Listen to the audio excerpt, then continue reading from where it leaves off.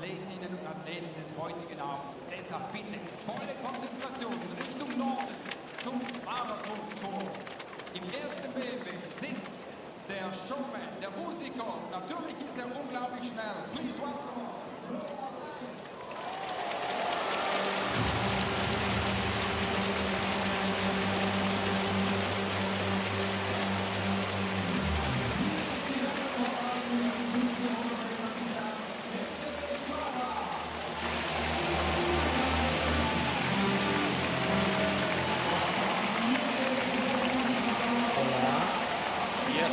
we are, yes. Putting you through for Holland.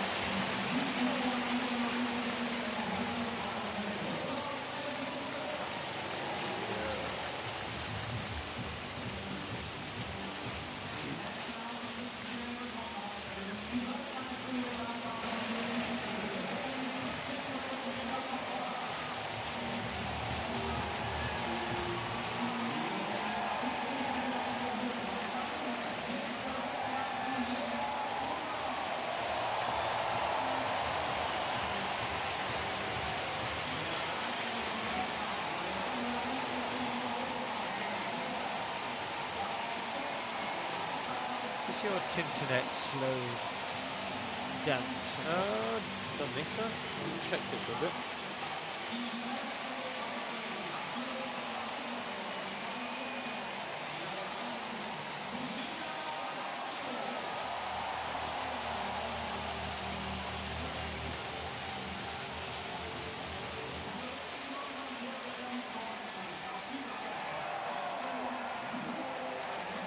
Yes,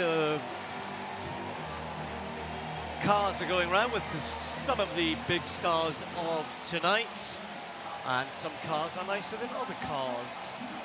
Nice open top there, Emma Coburn sitting in the back. Noah Lyles is out there somewhere, good Zebedee Barber.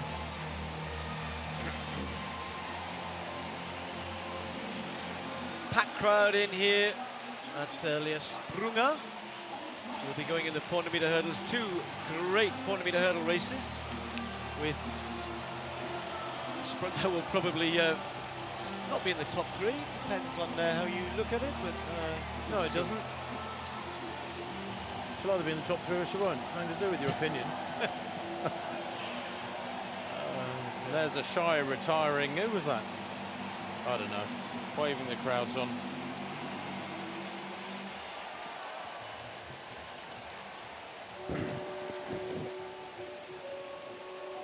Okay, you want me to, yes, certainly. Well, I'm looking forward to doing the 3-2-1 and the women's pole vault in particular. It was a non-Diamond League event. It was in Zurich main station, the Bahnhof. Actually, it was staged in the old ticket hall. But third place went to Alicia Newman of Canada. She won in Paris in a national record last Saturday, and the Commonwealth champion.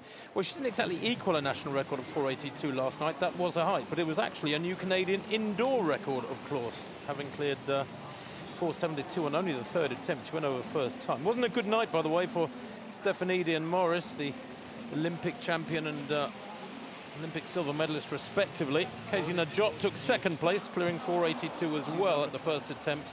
It was only her third vault of the night, having come in at 4:62 and clearing that at the second attempt. But second in the US Championship, second in the Pan Am Games. She had a bit of a dip, was seventh in Birmingham a couple of weeks back and then sixth in Paris last week. So this was really good it's a 3-2-1 return to form. Yes, I do. I know. I just like to fill that time, really, until somebody says, shut up, we've got the levels right. But he did say they were having problems, so thank you for that banana, Steve. Angelika Sidorova, authorised neutral athlete and a Russian first-time clearances for her to win at 4:62, 4:72, 4:82 and 4:87. She won by a clear height, having won in London a few weeks back. Was only seventh in Paris last week, Stephen. Can you explain that? Who are we talking about? Angelika.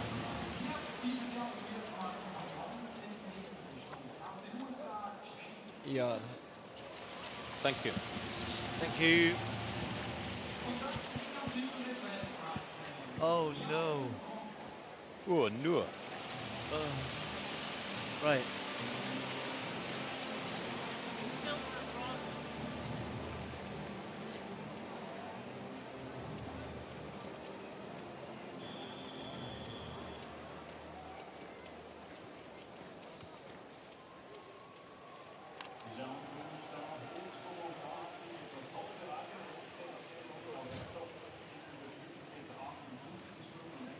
Okay, Patrick.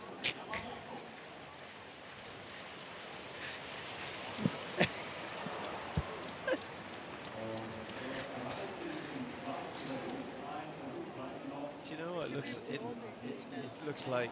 That's got to be a wind-up. No, it looks like Spock and Chekhov. Look, Star Trek. Look. Spock on the left, and that's this one, and Chekhov the other one. Yeah, I suppose so. All right, all right. Oh my word.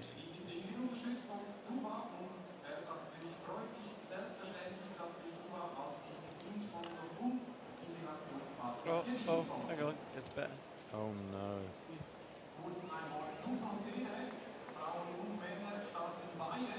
Oh, that's rubbish. Oh, I've got the relay picture.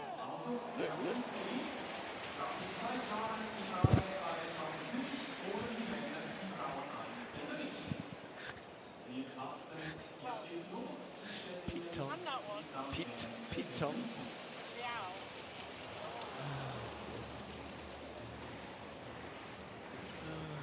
What is the world? Come on.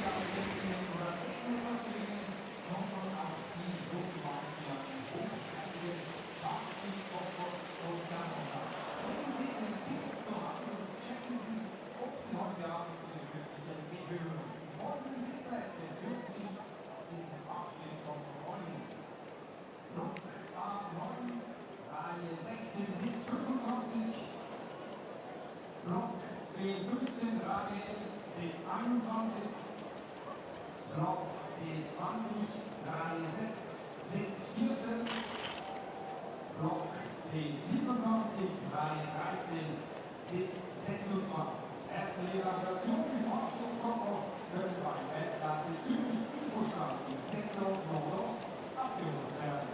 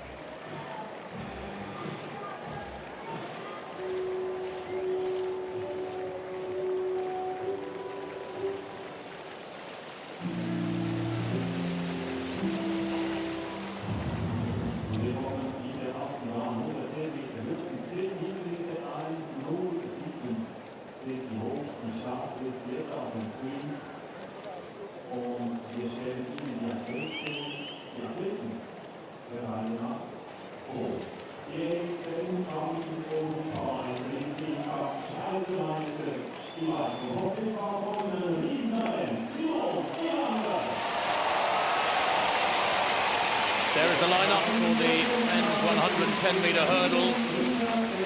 In lane 2 is Cameron Fillery, the bronze medalist at the European Under-23 Championships recently in Sweden, just 20 years old, the Briton. Simon Ehammer of Switzerland goes in lane 1, he's just 19. Hassan Fofana of Italy, 5 times Italian champion, goes in lane 3, a best of 13:44, marginally quicker than the two men to his left. And the big guns, Pascal Martinot-Lagarde, he's a big fella, 6'3", that's 1.90 meters. The European champion from Berlin last year, holds the French national record, twice a World Indoor Championship silver medalist, and 4th in Rio.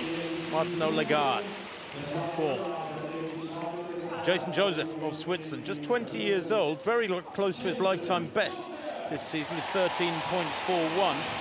He's the European Under-23 champion, finished just ahead of Fillery a few weeks ago in Sweden, over in lane 2. And then David King, 2 times national champion, the Briton. He's the 25-year-old in lane 6, best of 13:55 this year. Mike O'Hara of Jamaica goes in lane 7, twice world youth champion, over 200 meters, good flat speed. Brian Peña of Switzerland goes in lane 8, 13:86, that's all this year. You might struggle with the likes of Pascal Martinot-Lagarde, and Nicolas Rueg of Switzerland completes the lineup in lane 9, just 18 years old, 14.29, his lifetime best earlier on this year. He must be a very nervous young man, although he has a big future. Rueg in lane 9 is European Under-18 Championship bronze medalist from last year. So, Martinot-Lagarde stands out here, head and shoulders above the rest. To the right of picture there, in lane 4, he's a sub-13 second performer, is Martinot-Lagarde, ranked in the world top 10 this year with 13:24, but he should finish this one with daylight behind him if all goes well. Ehammer in 1, Fillery in 2, Fofana in 3, Martinot-Lagarde goes in 4, Jason Joseph in 5, King 6, O'Hara 7, Peña 8, Rueg in lane 9.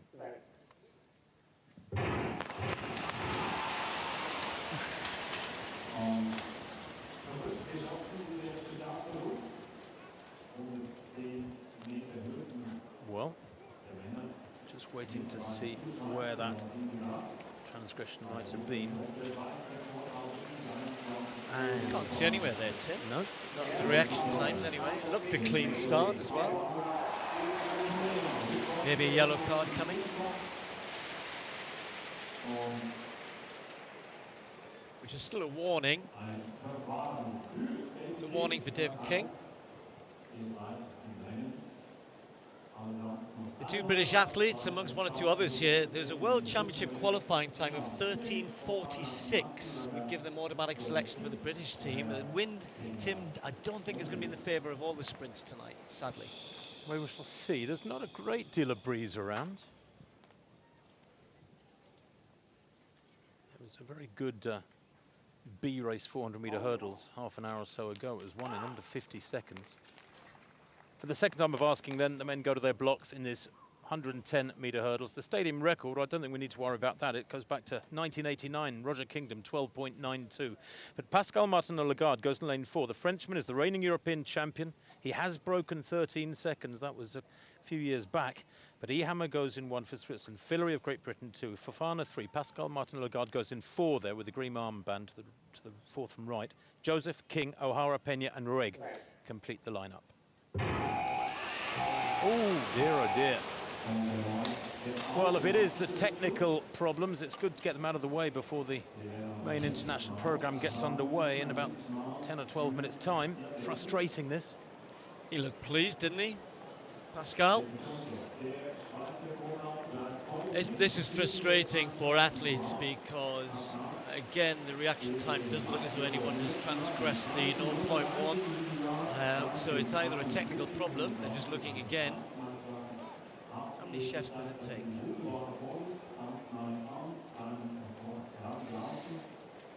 Well, taking their time to go back to their blocks, perhaps the two most experienced athletes here, Martin-Lagarde and Joseph, in lanes 4 and 5 respectively. You know, they need to reboot themselves psychologically as well as physically. And Joseph in lane 5. And he's not protesting, Steve, so he seems to be very accepting of that. Jason Joseph, that's a great shame for the Swiss 20-year-old. European under-23 champion, European junior champion. The former was this summer. But, European junior title was back in 2017, but that's a huge shame. Recently won the Swiss title in Basel. It was very hardly visible to the eye there. Well, if that's a false start, he must have put some pressure on the pad. He did stop quicker than anybody else, so maybe he knew. Here we go again.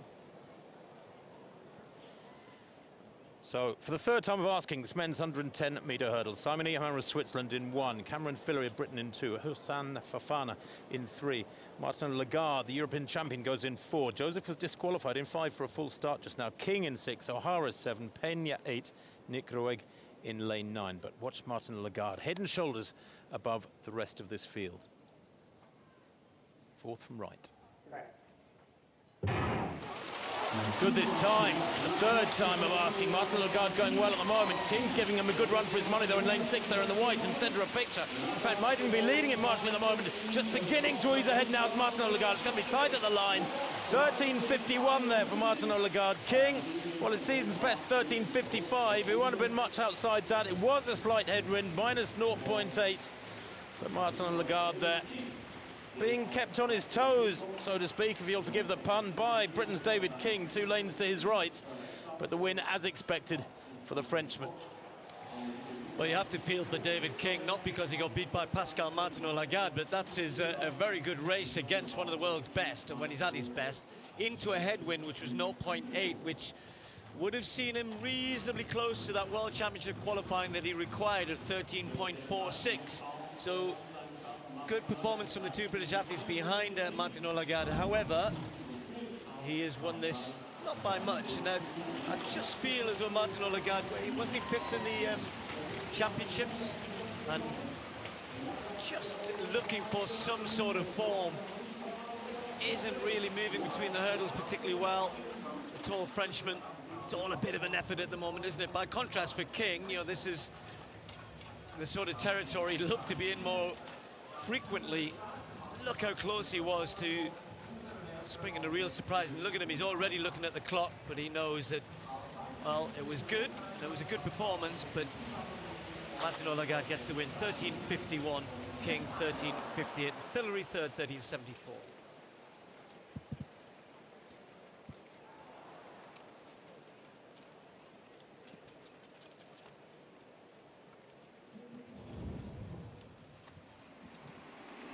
Well, last night in Zurich's main station, the Bahnhof, actually in the ticket hall, there was a fascinating women's pole vault. Alicia Newman in wonderful form, the Canadian, and won in Paris last Saturday, and a national record of 4.82.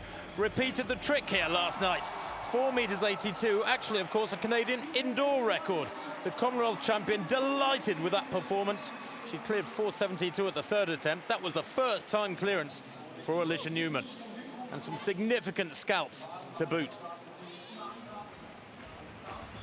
In second place, Katie Najot cleared 482 at the first attempt and took second place overall ahead of Newman on countback. It was only her third vault of the night. She came in at 462, cleared that second time. This first time clearance at 482 was her best of the evening. She was third here in 2017, the US Championship silver medalist, and delighted with that one as well after poor form in Birmingham and Paris, where she was 7th and 6th respectively in the last 2 weeks. But Anzelika Sidorova, an ANA, authorized neutral athlete from Russia, well, she had a fabulous night, as you could see there. First time clearances at 462, 472, 482, and her winning height of 487. Winning by a clear height from Najot and Newman's 482. Brilliant vaulting from the Russian. She had one in London a few weeks back, but was only 7th in Paris last Saturday with 475. This certainly made amends. It wasn't a good night, the vaulting for Stefanidi, the Olympic champion, or Morris, the Olympic silver medalist. But there's the 1, 2, 3. Sidorova, Najot and Newman in the women's pole vault here in Zurich. That height from Sidorova equaling the meeting record, 4.87 meters.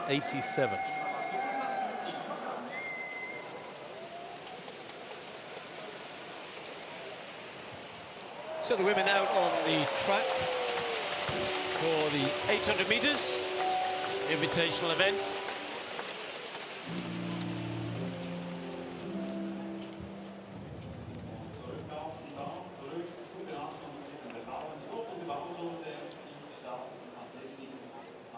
One or two, well, more than one or two, 3 or 4 world-class athletes in this who are hoping for either sharpness or 1 or 2 still chasing qualifying times for the World Championships. So from the outside, Balkaneta will be the pacemaker. Somewhere just under 60 seconds, we think. Hoffman sharing a lane with her. And then the former world champion, back in 2013, Yunus Sum, was the best in the world. 31 years of age now. Is running pretty well, just around the 2 minutes, 2:1 mark. Kate Grace of the USA has been in good form this year, missed out on making the US team in the 1500 meters, so running the 800 here, sub-2 this year. Not sadly for Selina Buchel, the European indoor, former European indoor champion, star of Swiss athletics for many years, been struggling a little of late. Then sharing a lane, we've got Fela of Switzerland, young 20-year-old, setting a new personal best this year. But watch out, I think perhaps Imperi's favourite, Hedda Heine from Norway. She beat Yunus Sum in Rovereto on Tuesday night, running just outside 2 minutes. Josvic, another coming back from injury problems, sharing a lane with Rosamilia from Switzerland. Josvic, European bronze medalist in this stadium in Zurich in 2014. Second in the Polish Championships just recently. Second behind this woman, Anna Sabat. Now, that was a little bit of a surprise. It's Sabat in lane 2. And Ellie Baker of Great Britain, silver medalist at the European Under-23 Championships earlier in the summer.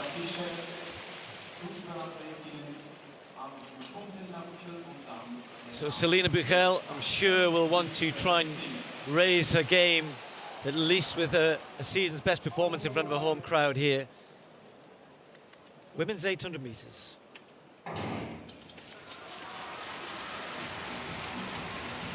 So reasonably sized field, not too many in it, and Balkanaitis on the outside will cut across after the first 100 meters. And Yunus Sum looks as though she's slotting in quite quickly behind her, so is Heine, the Norwegian. Josvic trying to move up, and Buchel in mid-pack at the moment. Through the first 200 meters, a fairly swift round, about 27 seconds. So you can see, Tim, they're quite well stretched out here, so might be a little bit quick for most of the field here. She probably just needs to check back a little. I couldn't agree more, Steve. Yes, single file up to 300. suggest is very healthy indeed up front, and I wonder who will be able to survive this sort of pace. Buchel desperately looking for a return to her better form with having not broken 2:01 this year. She's a 1:57 athlete, and if she's ever going to find some form prior to the World Championship, it should be tonight. But that time in the bell, just about perfect, 58.1. 59 and bits for most of the field here, and Kate Grace, just watch her, a good 1500 meter strength and sub 2 minutes this year in the red, just moving past Selina Buchel.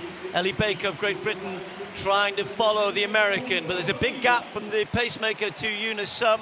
Pacemaker's just gone out now, and there's Kate Grace moving up. So it's Hedda Heine of Norway, who's been in such good form, winning in Rovereto on Tuesday, where she ran away from Eunice Sum in the last 200 meters, but there's company there. The Polish athlete Sabat just on the inside. Buchel getting a little closer, but it's Hedda Heine, Eunice Sum, Kate Grace sitting and waiting. These three got a 2 meter gap to Sabat, and Heine's got to try and find something a little bit extra here, because under pressure from Sum and the American on the outside.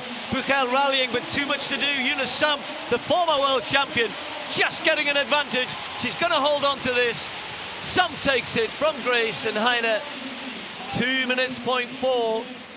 Improvement again for the Kenyan. That's a season's best for her. I mean, she's a 1:56 runner at her very best a few years ago now, but just looks stronger there in the home straight.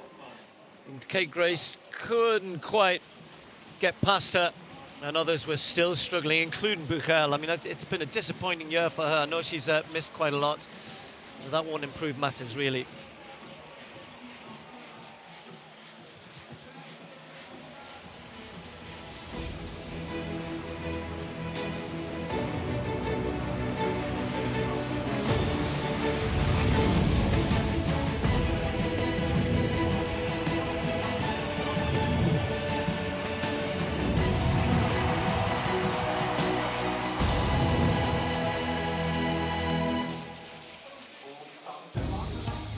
Hello and welcome to the Letzigrund in Zurich for the first Diamond League final of 2019.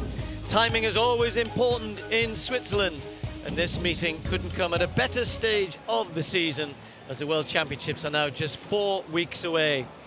The prize of Diamond League champion awaits those who arrive here at the top of their game, and they will have to be, because many of the fields are stacked with the world's best athletes. A beautiful evening in Zurich, 22 degrees, 25,000 spectators in the Letzigrund. Sam Kendricks of the USA heads an amazing field in the men's pole vault. His recent 6 meter 6 backed up by another 6 meter clearance in Paris last week. And a wonderful field there with Duplantis and others. And by contrast, we haven't seen Kanzebi Dibaba at a Diamond League meeting since the end of June, but she returns in a 1500 meters full of talent, bringing back the great middle distance races of this wonderful meeting. And Noah Lyles will be running the 100 meters, or sorry, will not be running the 100 meters of the World Championships, but the US star can show off his credentials in the short sprint, taking on Doha favourite Justin Gatlin. $50,000 to the Diamond League champions. 16 of them will be named tonight. Of course, the other 16 in Brussels next week. And the Letzigrund packed out as ever, many of them standing in the section on the first bend, the rest all seater now. But it's a wonderful atmosphere, it always has been. We're really looking forward to so many highlights, the 400 meter hurdles, men and women. We mentioned that pole vault, 5,000 men, 1,500. We've got a great javelin as well in the men's, women's triple jump. So much to look forward to. Our first event, though, is going to be on the track, 400 metres, and it's good evening to Tim Hutchings. Evening, Tim. Thanks, Steve. Yes, good evening, everybody. The ladies are stripping down for this one-lap race. Fabulous evening coming at us here for the next 2 hours. The stadium packed out, 25,773 the capacity, and there is hardly a seat spare, and those are just people who are probably stuck in traffic. But ironically, it hasn't been a vintage season for 400 metres. Only 4 women under 50 this year. A lot of eyes on lanes 4. Salwa Aidnasa of Bahrain, though. We'll come to her in a minute, the World Championship silver medalist. There's Jessica Beard, very experienced, hasn't raced since the 27th of July.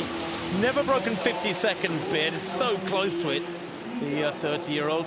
Laviai Nielsen, the UK champion from last week. Big personal best at the London Diamond League a month or so back. 52.04 she ran last week. She'll need to go a lot quicker to make the top 3 here. There's the reigning European champion, the Pole, Justyna Świecioszyc. She goes in 6th. Only 3rd in the Polish Championships last weekend, though. And there is Stephanie Ann McPherson, 3rd in the Jamaican Championships. She, too, very consistent. 1 in Paris last Saturday, 1 in Rovereto midweek. But Aid Nasser, well, the 21-year-old former Nigerian, runs for Bahrain now, has had a quadriceps injury, hasn't raced since the 17th of July. Won a 200 metres in Barcelona back then, and it's very interesting to see how she goes in 4. There's Shakima Wimbley, the US champion, the 24-year-old, 3rd in Paris last week. She's run 50.2 this year. She's a 49.5 athlete.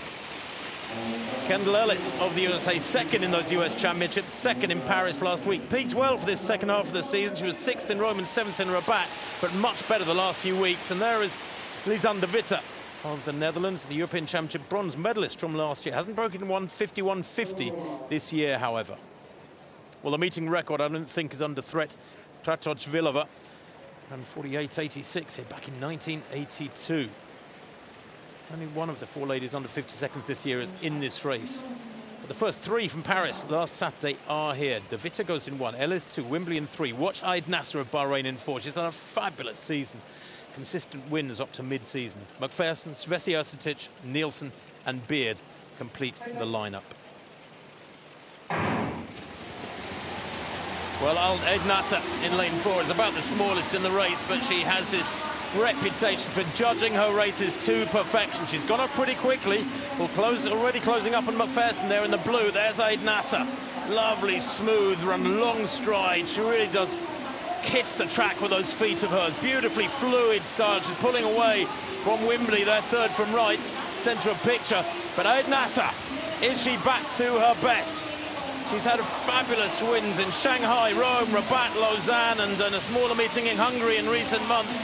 But here she comes into the straight with a good lead over the rest of this field now. She's back to her best. Good running in lane 3 from Shakima Wimbley to hold on to 2nd place at the moment. And De Witte too in lane 1, fighting for a place in the top 3. But look at that winning margin from Aid Nasser, 50.24. She wins by 6 or 7 metres, holds her form so wonderfully well down the home straight. That is her USP. Boy, oh boy. Well, close to 50 seconds when she hasn't raced for something like 6 weeks. Very, very useful indeed. And she will build on that, I'm sure, over the next few weeks, Steve, as the World Championships in Doha. Now 4 weeks away, get closer and closer. She wins by almost a second from Wimbley. Yes, very impressive, as she has been all season before her injury, and this will give her a lot of confidence to know, okay, that's behind me now, I can now concentrate on getting ready for Doha. Showed, look at this, the distance between herself and the rest of the field is immense, and I know the women's 400 hasn't been of vintage quality this year, but 2 or 3 are. Don't forget, she will be facing Miller Weibo in that 400 metres in Doha, Miller Weibo in the 200 tonight, but those two, maybe 1 or 2 others, seem to be so far ahead of the rest of the world, and she proved it there. You know, when you miss a bit of time, the one thing, you know, even in mid-season, a season like this when the championships are so late, it can freshen you up mentally as well as physically, because it is a long season. They all started quite early, she did, so the injury may just have come at the right time, if injuries ever can come at the right time, as long as they're not too serious that you miss too much. And on the evidence of tonight, she hasn't missed too much at all. Well, there it is, 50.24 ahead of Wimbley and De Witte. Good run that from the Dutch athlete, season's best for De Witte.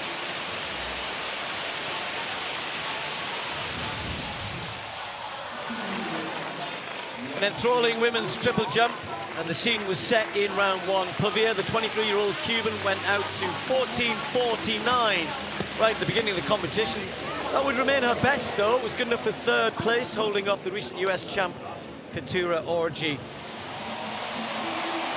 Now, Yulimel Rojas of Venezuela has been in record form recently, twice over 15 metres, and after a decent 14.60 opener, looked that it might stay that way again tonight, but she lost the lead, and it wasn't until the 6th round she finally improved to 14.74. Thought that might be good enough, but it wasn't. There was 1 jump left. Shanika Ricketts of Jamaica, in the form of her life, last jump of the competition, produced a huge leap of 14 meters and 93, adding 15 centimeters to her previous best, which she set recently at the Pan Am Games in Peru. It's the first time she's beaten Rojas since August 2017. It is inching ever closer to the magical 15-meter mark. Excellent competition, but what a win for Ricketts. What an improvement, what a season she's having. Perfect on the board, by contrast to Rojas, on whose last attempt she was 20 centimeters off the board. Rojas having all sorts of problems again with a run-up tonight, which is a really contrast to the sort of form she's been in just recently. But the story was not about the Venezuelan tonight, it was about Ricketts. And how happy was she? There's Rojas congratulating her.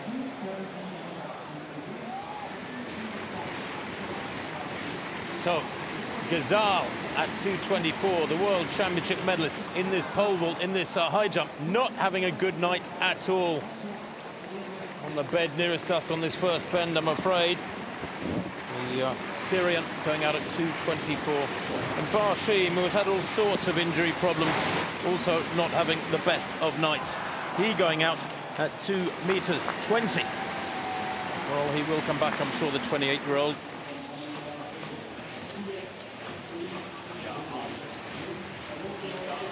It's a shame, isn't it, for Barshim in the championship year when it's in Doha. You know, that ankle injury last year, he only started training again in April. And we thought, I think, when he first came back and a couple of 2:27s that he might be on his way back, but Barshim still with a lot of work to do, and quite a few men struggling at these early heights. The men's high jump generally this year really down, isn't it? Anything in the 2:30, 2:31 mark, you're right up there. Yes, it is struggling. Mike Mason at 2:30, just tipping it off there. He's been in such good form recently too, Mason. That's an enormous shame for the Canadian. And at 2:30 as well. Ivanyuk going out tonight. He's been whittled down before the 2:30 mark. The likes of Jerome Robinson of the USA. In fact, Wang Yu retiring after one failure at 2:27. Pretty crowded down there, isn't it? The men's 800 will be next on the track, but the javelin is taking place down there as well as the high jump. So just having to wait their turn a little bit. It's always a bit disruptive sometimes in the Diamond League meetings for one or two of the field events, having to wait their turn while other events are happening. So that high jump, they've been taking their attempts in between track races and, as I said, the javelin as well. So let's move to the men's 800 meters. Doesn't matter which event you look at, you keep looking at it and going, wow, what a field this is. And there won't be many people missing from those who are going to be in Doha. Not this man, he's the pacemaker, Haroun Abdaz, although he's not a bad 800-meter runner at all, from the Oregon Track Club. And Emmanuel Correa, well, a car accident during the season really set him back somewhat, and still trying to find the sort of form that saw him as the favourite perhaps over the last couple of years, the best in the world. But other Kenyans taking over, Ferguson Rotich, for instance. And Nigel Amos, well, Amos ran his quickest time since 2012 in that wonderful race in Monaco, 1:41.89, but then he pulled up in London on the first lap. So is Amos fully recovered? The Commonwealth Games champion, Kinyamal of Kenya, another who could win this tonight. So could Clayton Murphy at his best. The Olympic bronze medalist was second in the US Championships just recently. 1:44 season's best in Lausanne. Then we've got Brandon McBride. What a win for him in Paris last week. The Canadian loves to be out in front, likes to hold off the charges from everybody else in the home straight. Donovan Brazier trying to learn to run a little bit differently, the American champion. What a talent, still just 22, starting to look more mature and more composed in his racing. And then Amel Tuka, bronze medalist from the World Championships in 2015, again back to some good form this year. Finished third behind Lewandowski in his last race in Switzerland. So I think the big question here is Nigel Amos fully fit? He looked so good earlier in the season, bringing back memories of Well, all these great races in 2012, 2014. Beat David Rudisha here in the Diamond League a few years back.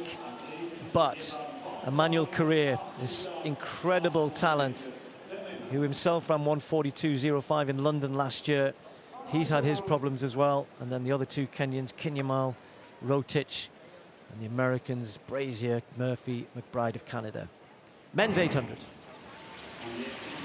So they've been asked for a pretty good pace here, and Haroon is not bad at all. I think he's a very good pacemaker, actually. 49 flat, it is Zurich. It's still a little bit breezy down there, but he's going to just go and do the job he was asked for. The question is, who tucked in behind him?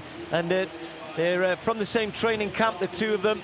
So Amos letting his training partner take them through that a pretty swift first 200. Look how far back some of the others are. Really left behind Brazier and Murphy. This is very quick at the moment. Through 300, Tim, in about 36.5. It's superbly fast, isn't it? And reduced to single file, indeed, into two packs. Look at Murphy, left a picture. He's way off the pace, 15 metres back. They go through 400. 48.23, Steve. It's lightning fast. One of the quickest ever 400-metre splits. I love to see Amos race this way. He really lays it on the line. Amos chasing, Carrère left at the moment, but is closing up on Amos. Has Amos overcooked this? Kinyamal and Rotich chasing, then McBride, then a big gap to Brazier and Murphy and Tuka. This isn't an 800-metre race, they're all over the track. There's so many gaps out there. Look at Amos, though, 74.4 through 600. This is quick, it's very fast, and he's not slowing at the moment. Others are treading water behind him.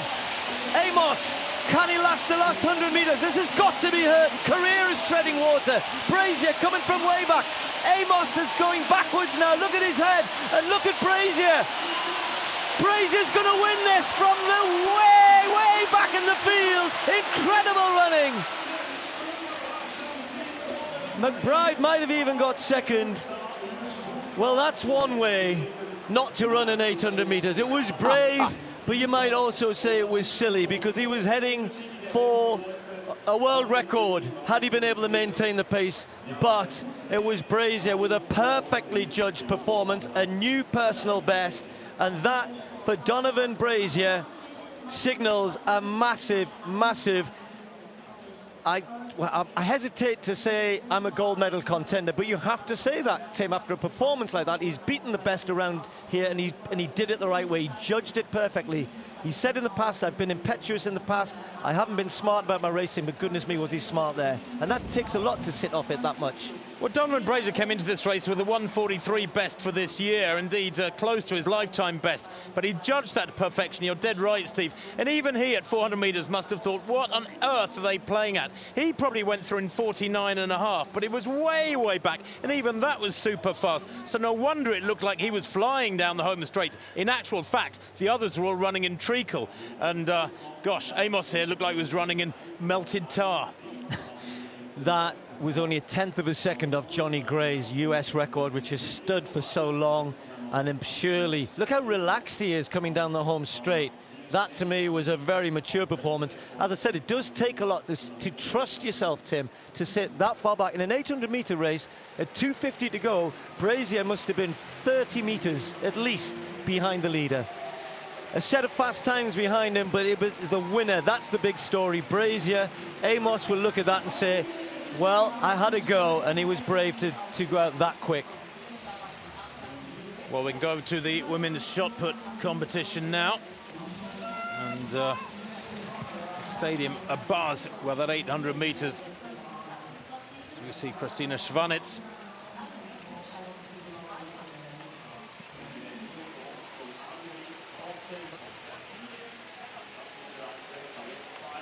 So Schwanitz, well, she's the world champion from 2015, fabulously consistent. Won the European Team Championships just 3 weeks or so back with just under 19 metres. No woman in the world has broken 20 metres yet this year. That 1937 from Schwanitz, a fabulous season's best with her opening effort. Well, this is Chase Healy.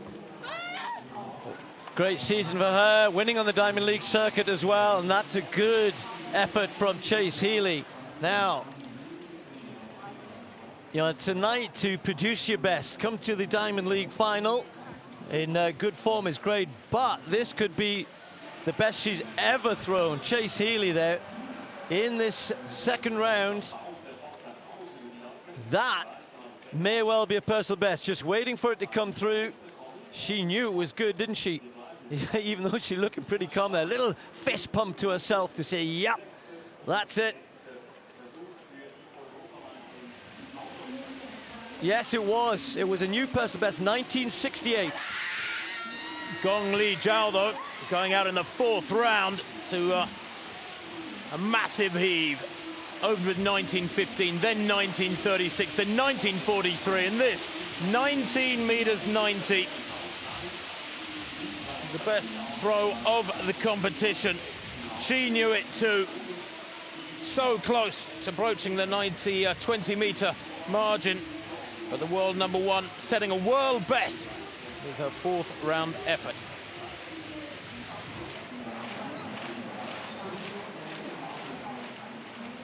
Well, now this is Brandon Stark.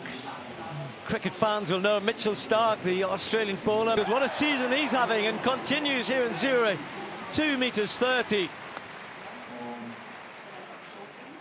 Mitchell Stark was great competition for him in the Birmingham Diamond League, backing it up here again when others are faltering.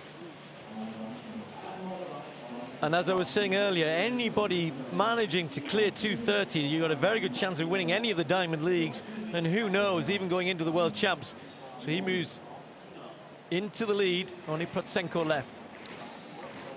Ivanov then at 2 meters 30, under real pressure. 3rd and final attempt. Goes clear. The Bulgarian equaling his season's best with that effort. Keeping calm. He knows there's more to do. Fabulous flexibility.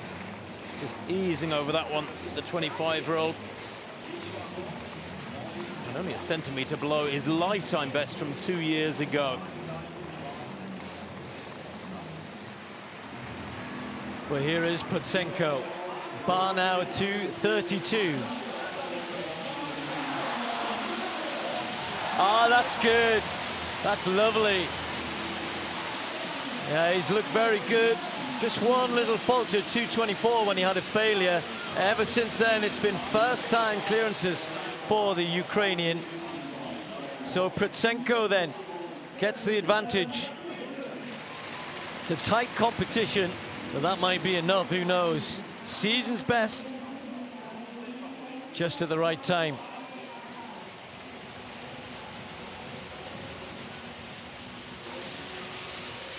Well, the sun setting rather gloriously as Naita encroaches over this jam-packed Letzigrund Stadium. The old stadium torn down in 2006, this one opened in 2007, and then of course hosted those fabulous European Championships in 2014. We can go to the women's 3,000 meter steeplechase now. 13 starts. It's a relatively small field, but what a lineup it is. Chepkoech, the meeting record holder with 8:55.1. That was from last year. She's the world record holder, of course, with that astonishing 8:44 in Monaco last July. So July 18, that is. And Emma Coburn, the reigning world champion from the USA, still yet to break 9 minutes, although we know she's well capable of it. The Rio bronze medalist, there's Klauser, very consistent, the European champion in 2016 and 2018. Mizmas of Slovenia, who set a personal best at Oslo. Chepkarui, world under 18 silver medalist back in 2017. She's still only 18 now. And Genevieve Lalonde of Canada set a national record at Shanghai back in May. And recently a 1,500 personal best. How will she go here? So just over 7.5 laps of the track. Still only 5 women in history have broken 9 minutes, which makes that world record by Beatrice Chepkoech all the more remarkable. 8:44. 49 women in the world, by the way, this year have got the World Championship standard 9:40. It's a pretty soft standard, that. But only 11 women have broken 9:20 this season. The Kenyans, of course, on the men's side, dominate steeplechasing, like to think it's their property, and that's becoming the case in the women's steeplechasing with 8 Kenyans in the world top 20 this year. Well, the pacemaker, Tweegong, is tasked with going out in 2:53 here, which seems almost suicidal. It's 8:39 pace, very, very quick indeed, but slotting right into her slipstream as this field is spread-eagled before they've run even one lap is Beatrice Chepkoech, the world record holder. And you can see there Steve Coburn in 3rd place, trying desperately to cling on, but the gap developing already. They've gone through one lap now.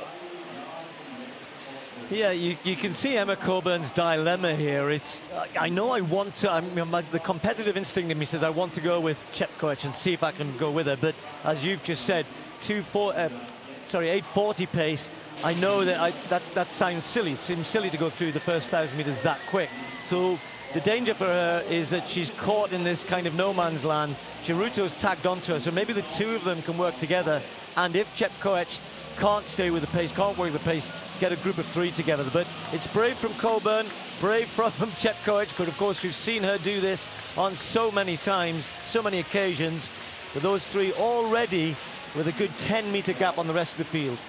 Well, Geruto, of course, Noro Geruto famously beat Chepkoech in Oslo at the Diamond League meeting a few weeks back. So Chepkoech in 2nd place has won 5 of her 6 steeplechases this year, but she knows full well that she can be vulnerable in a sprint finish. So she wants to clear out, I think, and get away from Geruto. And of course, Coburn, as we saw also clearly in that World Championship in London 2 years back, can sprint pretty well at the finish too. Coburn hasn't raced in a couple of weeks, but it was a 1,500 personal best of 4:04 in Memphis back on the 10th of August was her last race. So she's been working on her speed. She won her 8th US title back at the end of July, so she's had a good solid summer as Emma Coburn, even if she hasn't raced a great deal. And now Chepkoech all on her own, Steve. And Tweegong there, the pacemaker, has been left in her wake with Coburn just Geruto almost using her as a pacemaker now. Tweegong moves aside.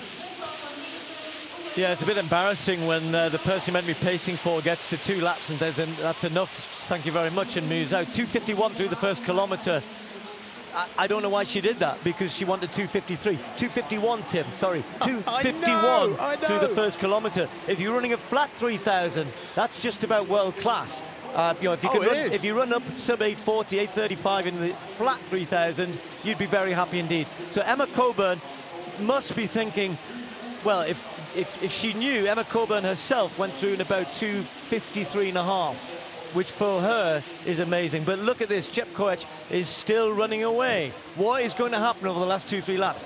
Either something remarkable to him, or she's going to fall back to the rest of the field. Well, shades of Amos in the 800 metres who went out suicidally fast just 5 or 10 minutes ago and ended up getting caught by Donovan Brazier. Amos, by the way, still ran under 1:43. But Chepkoech here, has she overcooked it? A world record 8:44. If she can put together a solid middle kilometre here, is under severe threat. I mean, that's a 25-metre lead over Geruto, who won in Oslo, beating her, and the world champion, Emma Coburn, who's hoping to break 9 minutes for the first time. She's come so close. I was looking at Emma Coburn's record earlier. She's 9 times she's run under 9:10, a long way under 9:10, and several times pretty close to 9 minutes. She's had 1 or 2 falls in this season and last season, which have certainly affected her chances of breaking 9 minutes. But surely tonight, if she gets this right, there's an opportunity. Conditions absolutely perfect here in the Letzigrund. It's probably around 24 degrees centigrade, something like that. And Chepkoech here looking calm as she gets to around the halfway point. But Steve, that gap is still growing. It's astonishing. Kieng has now joined on to Coburn and Geruto and is going quicker than them. Coburn might rue that fast first 2 laps, 2.5 laps. Chepkoech, as you were saying, Tim, managing to keep the pace going, although she has dropped a little bit, understandably, but still heading for something fast. 6 times she's run under 9 minutes. Coburn trying to rally, will hope that she can pick up again, keep that little group together if she's to have any chance of getting close to 9 minutes. Has got to stay with those 2 right there. But Kieng started small, smartly, and is now looking the stronger of that group. Well, that gap is closing. Chepkoech goes through with 3 laps to run, and there's no doubt about it. Kieng leading the chase now. She's only joined the duo in 2nd and 3rd, Geruto and Coburn, over the last 300 metres or so, but she's now leading the chase. maybe the freshest of the top four. Chepkoech still has probably 15 meters going into the back straight, but with over 2.5 laps to run, and she looked really, really uncomfortable there. She's such long legs, but there was a lot of air there, a lot of time in the air over that barrier, and she's feeling this. She does have this knack of looking relaxed. We know she's got this enormous strength, but as she comes towards 2 kilometers now, that first kilometer, 2:51.89, that one, 3:05.71. Oh. I mean, it's 14 seconds slower. Faller there, Tim, and I think I'm just trying to look to see who it was. It might have been Chespol. I'll just have a little, try and have another look in a second. But yes, your point well made. Kieng is running down Chepkoech. Now, can she rally? Well, that's a question. We said it was either going to be something remarkable or she's going to get eaten up by the field. It might be something in between, because we're certainly not in anything remarkable here. Just a silly first 1,000 meters when she didn't need to go that fast. We'll try and clear up what's happening behind, but Emma Coburn suffering, Kieng and Geruto trying to just get her within range. 2 laps to go, 15 meters. So Chepkoech then goes into the back straight for the penultimate time. Her lead has stayed at about 15 meters for this last 400, though she has been closed down by Kieng in second place, Geruto and Coburn in third and fourth. Still no outward signs of stress there on the features of Beatrice Chepkoech, the Rio Olympic fourth placer, and in fact, is that gap growing? Maybe Kieng putting too much effort in that middle kilometer to close up on the world record holder. Emma Coburn still hanging in there in fourth place to right of picture behind Geruto. Remember, Nora Geruto, the 23-year-old, was only 5th in Birmingham. Set a season's best when she won at Oslo, beating Chepkoech. Has enormous strength. She ran a fast road 10 kilometers in the middle of the summer in the USA. But Geruto back in fourth place at the moment as these three gather together with 500 to run. And Chepkoech, coming towards the bell, has extended that lead. Her strength is remarkable. She's doubled her lead over the last 300 meters. It's now 30 meters. Krauser is running down the second, third, fourth and fifth athletes as well. People very tired, almost climbing over the barriers, but you're absolutely right, Tim. Chepkoech went out hard, kind of sucked them in with that slow second kilometer, but has found enough to keep plenty of distance between herself and the others. But there is still a great chase on for the minor places. Chepkoech then with 250 to run, surely has the race won. 30 meters her lead as Kieng in second place and Geruto cut loose with their sprint. Emma Coburn struggling, the world champion in fourth place, and she's being hunted down as well as Chepkoech comes to the water jump for the final time. A little zigzag there, almost like a chicane to get her stride right for the barrier. She clears it 20-25 meters ahead of Kieng, who almost stumbles out of the water, but she still looks astonishingly relaxed and calm, considering she put herself under enormous pressure. Was clearly going for the world record here tonight, but absolutely misjudged it with a suicidal first kilometer. Solid second kilometer, strong enough final kilometer to stay clear, and wins here in Zurich. 3:04 that final kilometer, so her last 2 kilometers 3:05 and 3:04 after a 2:51. That is the story in a nutshell. Crazy fast early pace from Beatrice Chepkoech. She does indeed win, but a world record opportunity has gone begging here tonight, which clearly was her goal. The rest of them finishing absolutely exhausted after a strange steeplechase here in the Letzigrund. Chepkoech winning in 9:01, Kieng 9:03, Geruto 9:05, and Coburn, Welsh boy did she suffer, 6th in 9:10. Yeah, she got passed by Krauser with a new German record, under 9:10 for the German, who judged it perfectly, well under 9:10. 9:7.51 for Krauser. Coburn paid for trying to stay with Chepkoech. And I guess Chepkoech knows, okay, so I wasn't running 8:45 tonight, but by going so hard early on, she made it difficult for herself.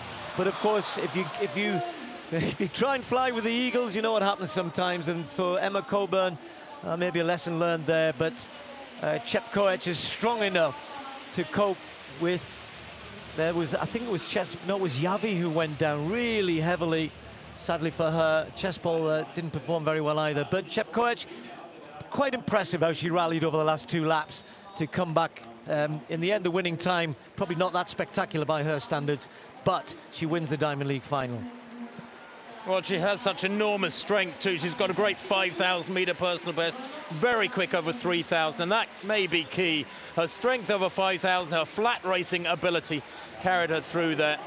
She still doesn't look particularly stressed, even seconds after crossing the line. Winning in 9:01.71, Beatrice Chepkoech from Kieng, Geruto and Jetkamai. Kenyan 1-2-3-4, ahead of that German record from Krause.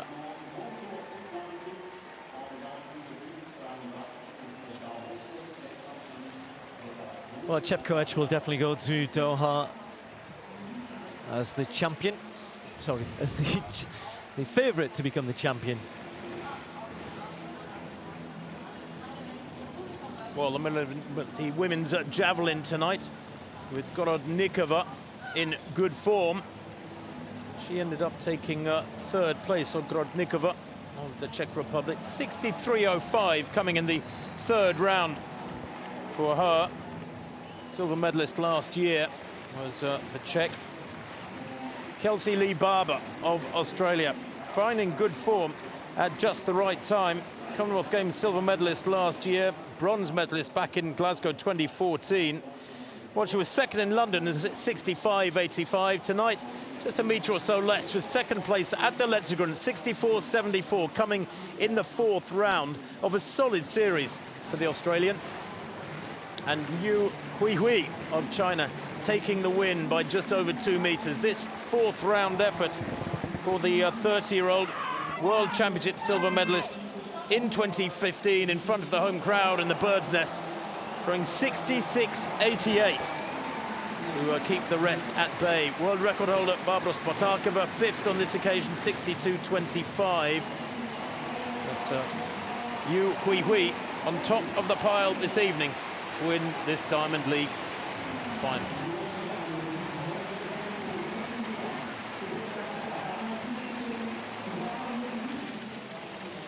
Well, the women's shots. Gong leading after Chase Healy took the early lead in round 2. But this is the final throw of the competition. Oh, that's a huge effort. Now, Gong has not been over 20 metres all season long, but this looks like she may have done here in the Diamond League final. Well, apart from winning the competition, that is going to be a world lead. And indeed, it's going to be a meeting record, 20 metres, 31 centimetres. And no wonder she's happy. Gong winning the women's shot with her best throw at the very end. Best in the world this year. What a confidence booster for her. Chase Healy, the new personal best, the American in second place. Christina Schwanitz of Germany, season's best in third, 1937.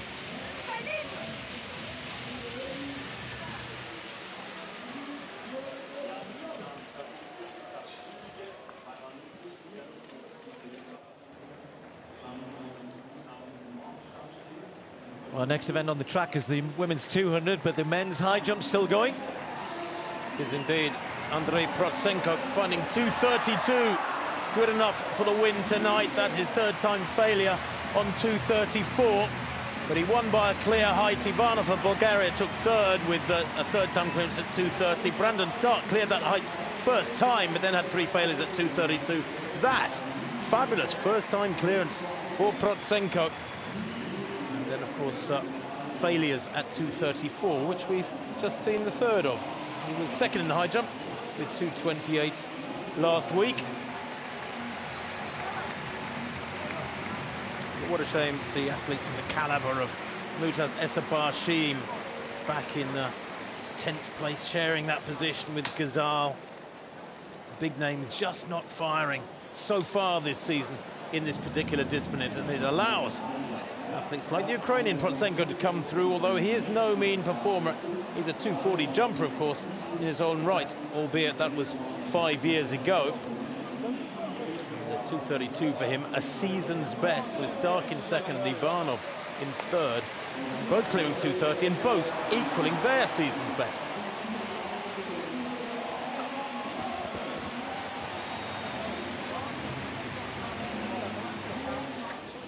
Well, the sun is now set over Zurich. It is a beautiful evening, just a very slight breeze, but a red sky. We got any shepherds round here? Red Sky at Night, Shepherd's Delight. Loads of them. So over at the far end, the top end of the stadium, the women's 200 meters, one of the highlights of the night. There are so many, as I said at the beginning, every single event just full of star names. And there'll be plenty here for the locals to cheer as well. In lane 8, Blessing Okagbare won the 200 meters, surprised everybody in the US. And Miller Weibo in here tonight in lane 6. Dina Asher-Smith, the best in Europe, the Olympic champion Elaine Thompson. Kambunji ran startlingly fast in the Swiss championships just recently in Basel. And the Swiss will be cheering her on. Miller Weibo will not be contesting this event at the World Championships. Will stick with the 400 meters. The program does not allow her to double up. I think she would have done had it done so. She was disappointed. In fact, she lobbied the IAAF to try and change the program, but wasn't to be. So this is, we'll see whether she can take on this field. So Okagbare on the outside. She had a false start recently in the African Championships in the 100 meters in the semi-final, was disqualified. By contrast, Kambunji 20.26. You have to say her best performances have come in Swiss Championships each year, and indeed in this stadium. In the Diamond League, her best ever is 22.71. That's half a second slower. Shawnee Miller Weibo, the Olympic champion over 400 meters. Such a talent at 200 meters as well. And the Olympic champion at 100 and 200 meters, Elaine Thompson, just about back to her best, running 22 seconds flat in Kingston, Jamaica, back in June. Dina Asher-Smith looked supreme at the British Championships at the weekend. Her run in the semi-final of the 100 meters, it was into a headwind of 2 meters per second. It was worth about 10.8. She's fast at the moment. Daphne Schippers will be the defending world champion in Doha in this event, the 200 meters. The Dutch athlete, been consistent this year, still looking for the big performance. Well, Crystal Emanuel, believe it or not, is ranked 46th in the world on times this year, but she has put in good performances in the Diamond League, and the points tally means she's here in lane 2. And Jamil Samuel as well, one of the top European sprinters, finished second to Schippers in the Dutch Championships last week over 100. So Dina Asher-Smith, the European champion, Elaine Thompson, the Olympic champion, Shawnee Miller Weibo, also Olympic champion at 400 meters, Kambunji, Schippers, Okagbare. Surely the best 200 meter lineup we've seen all season. Hop, that's for Kambunji. Slight breeze in their face in the home straight.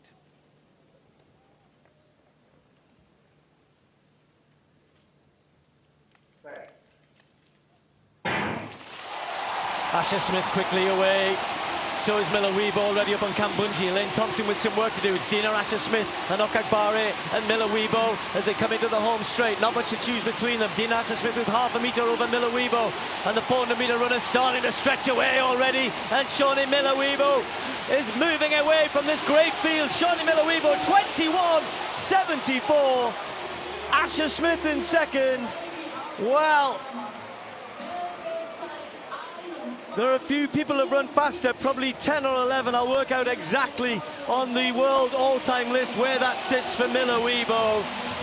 But a stunning run, and she won't run this race in the World Championships. Dina Asher-Smith will, so she'll be delighted with the season's best in second and beating the Olympic champion Thompson. But it was only ever between those two, Tim. Round the bend, we expect Asher-Smith always to have a bit of advantage, but how good is Miller Weibo in those last 50 meters? Of course, she's got 400 meter strength, but that was startling. Steve, do you remember Juan Torina against Walhuter? And they used to say a good big man will always beat a good small man. And of course, Miller Weibo towers over Asher Smith, the Bahamian's long legs really unfolding with about 80 meters to go. Dina led again around the bend. She starts fabulously. She really does. She runs the best 120, 130 of all of them. But it's just that Miller Weibo has that 400-meter runner's strength. It's like Marie-José Perec when she took her Olympic double at 400 and 200. In the last 50, it becomes a 400-meter runner's race. And look at the way she streaks away there to win very comfortably indeed. And Dina in second place, equally isolated. You're right, it's a fabulous run for Dina, just outside 22 seconds to defeat the Olympic champion. But, gosh, Miller Weibo, absent from this event in Doha. That doesn't feel good. Well, that ranks her 11th on the all-time list, which is a fantastic achievement. And many of those races were from a good few years ago, many of those times from a good few years ago. People like Griffith Joyner, Marion Jones, skippers, of course, more recently, Otti and Elaine Thompson in there, but she's out there with the best 200-meter runners ever. She already was that good. She's just got a bit better. Shawnee Miller Weibo. I wonder how quick can she go over 400 meters by the time we get to Doha. And that's frightening, isn't it? To take that 200-meter speed into a 400-meter event. Miller Weibo, 21.74. Well, we can go over to the men's pole vault now.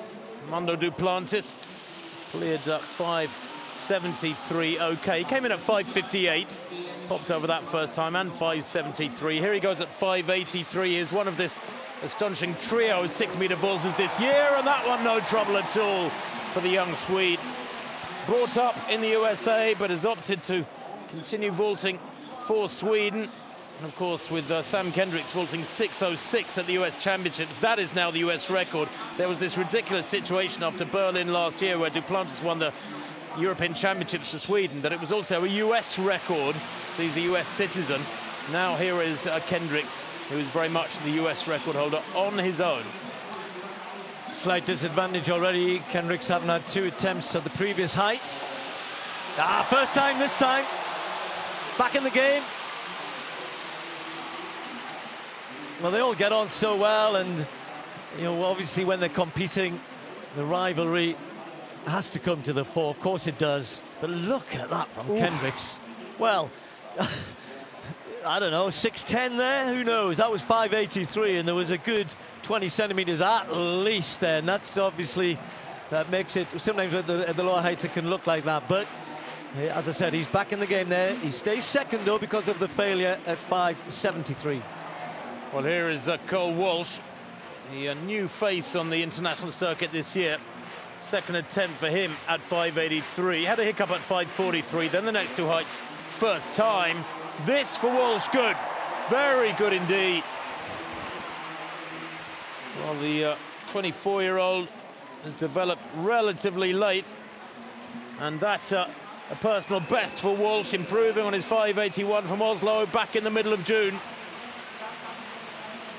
He restricts the celebration, of course, because he knows he's going to have to do a great deal more against a fabulously strong field.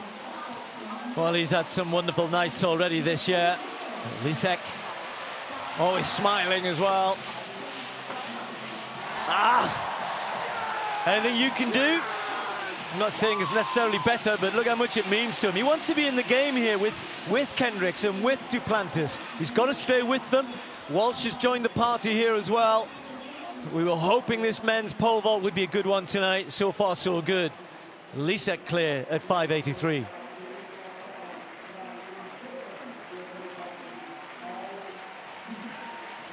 It's building really nicely. Those vaults all over the last few minutes. But for Renaud Lavillenie, the search for the form of old continues.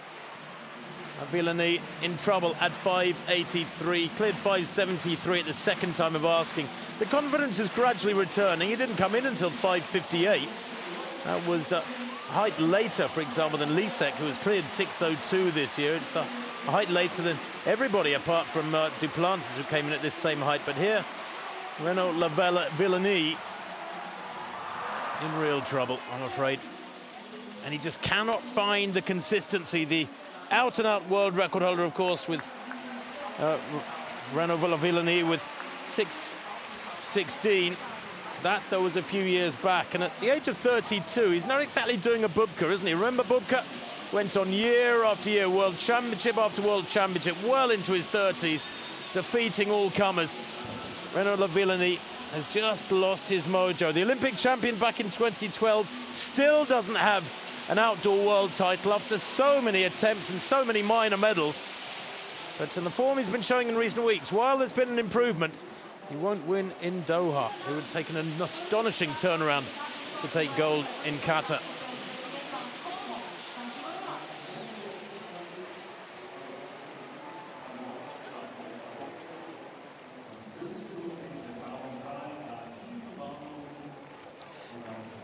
Well, we go back to the track now, and over on the far side, they're lined up for the women's 1500 meters. 15 starters, and Genzebe Dibaba. Well, she is the world record holder, of course, the Ethiopian. 5 times world indoor champion.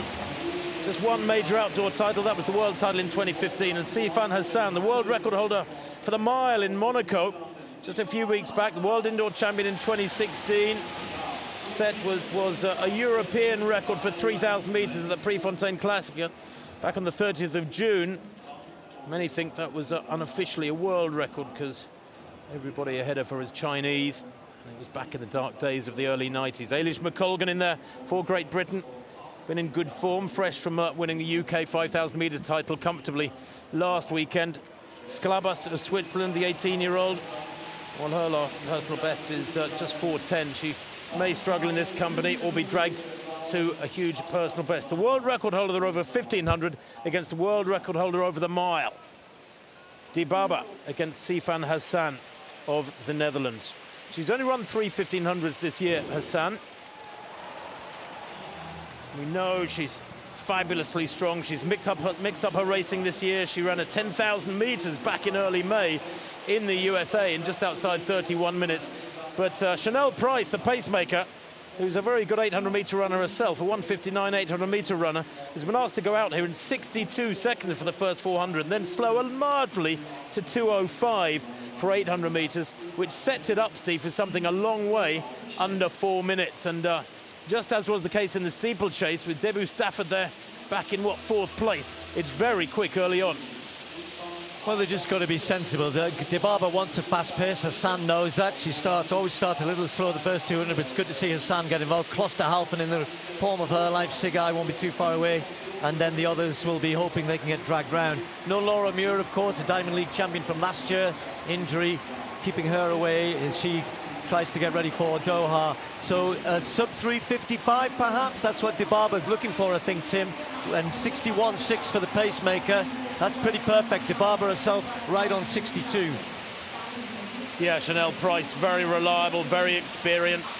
She will try to go to 800 meters. Hassan, they were slotted in front of Klosterhalfen, who herself has been in fabulous form with that 8:20 3,000 second at Prefontaine behind Hassan, and then she won the German 5,000 meters title a couple of weeks back, a solo 14:26. Her strength is not in doubt. She won the Birmingham Mile a couple of weeks ago, the Diamond League in Birmingham, in 4:21. So, Chanel Price from Dibaba.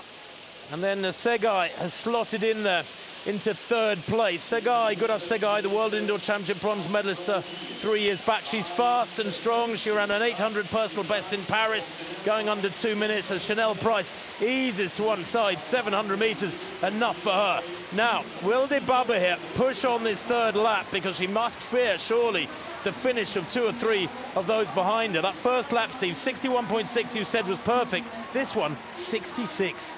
And this is the crucial part of the race. Dibaba is slowing down. Look, she's not interested in going quick.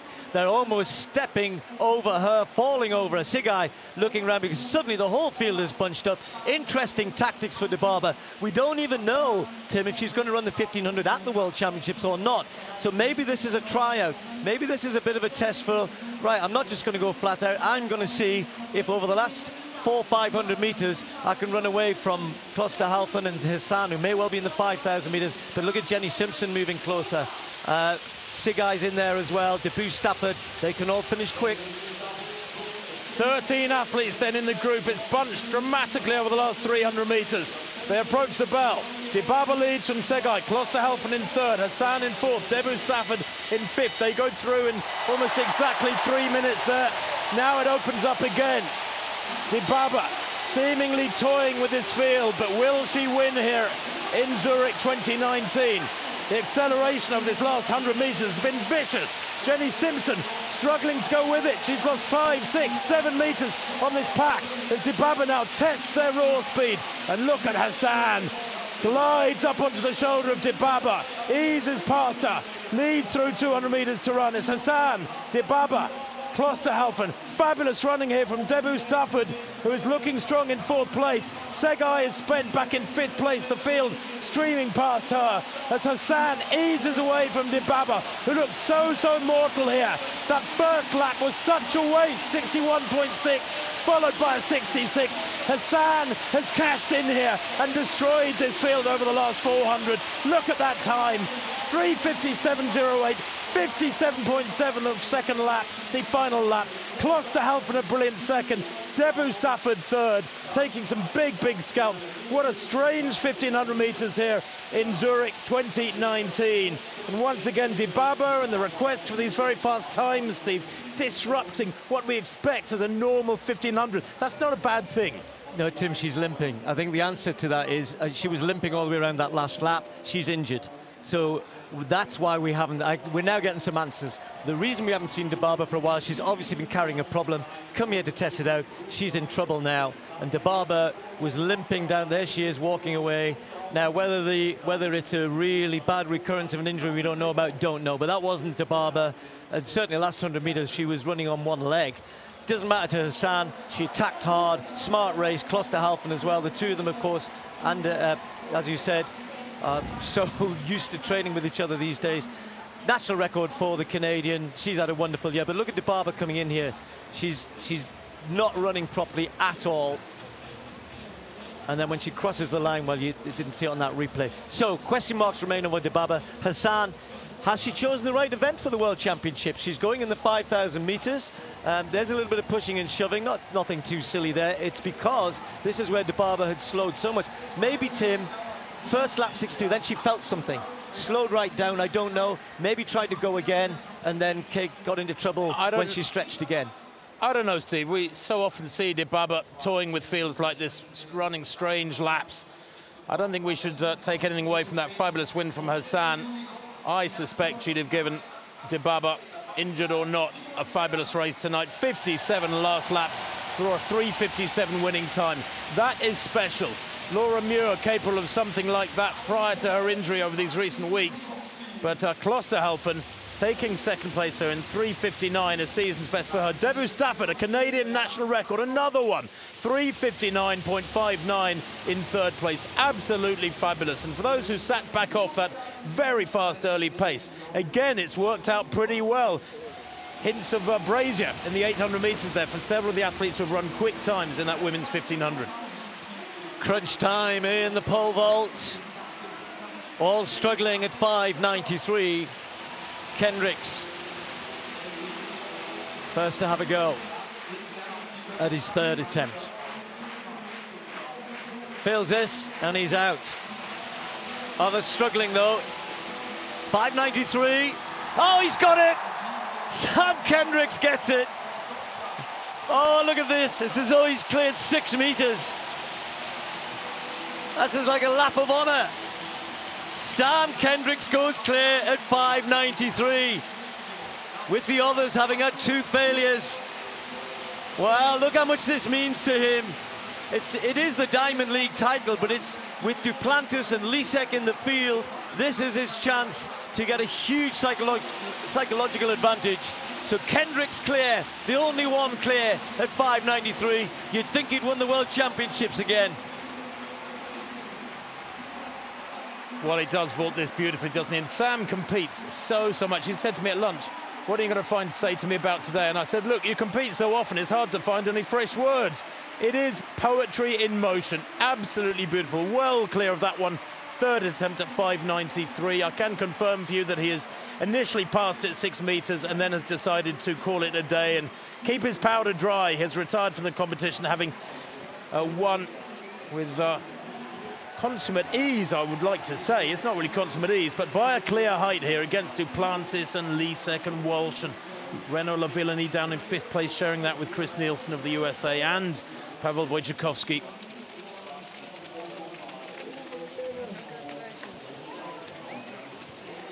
Well, he's got the win. American flag draped over his shoulders. 5.93, the winning height tonight. Duplantis having to settle the second. Walsh with a new personal best, equal third with Lisek. Thiago Braz further down. And now we move back onto the track. It's been a great night so far, hasn't it? Actually, well, let's pop over the long jump first. Well, Tentoglu, the European champion last year from Greece. He's only 21 years old now. 8.32, his season's best in Gävle in Sweden, back at in the early days of July. He took the European Under-23 title. But Tentoglu there in the first round, going out to 8.10. Good on the board. Won the Greek national title recently with 8.22. He won the European Team Championships with 8.30 in Bydgoszcz. That was his last competition. That's a very solid opener indeed from the Greek. Now this is Echevarria. First round still, the Cuban. Well, at his best, he is the best, isn't he? Beautiful action on the runway. Oh, that's a great start.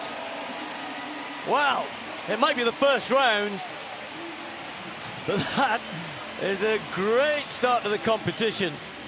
Echevarria has been a little bit in and out this year by his very high standards, but this is certainly in.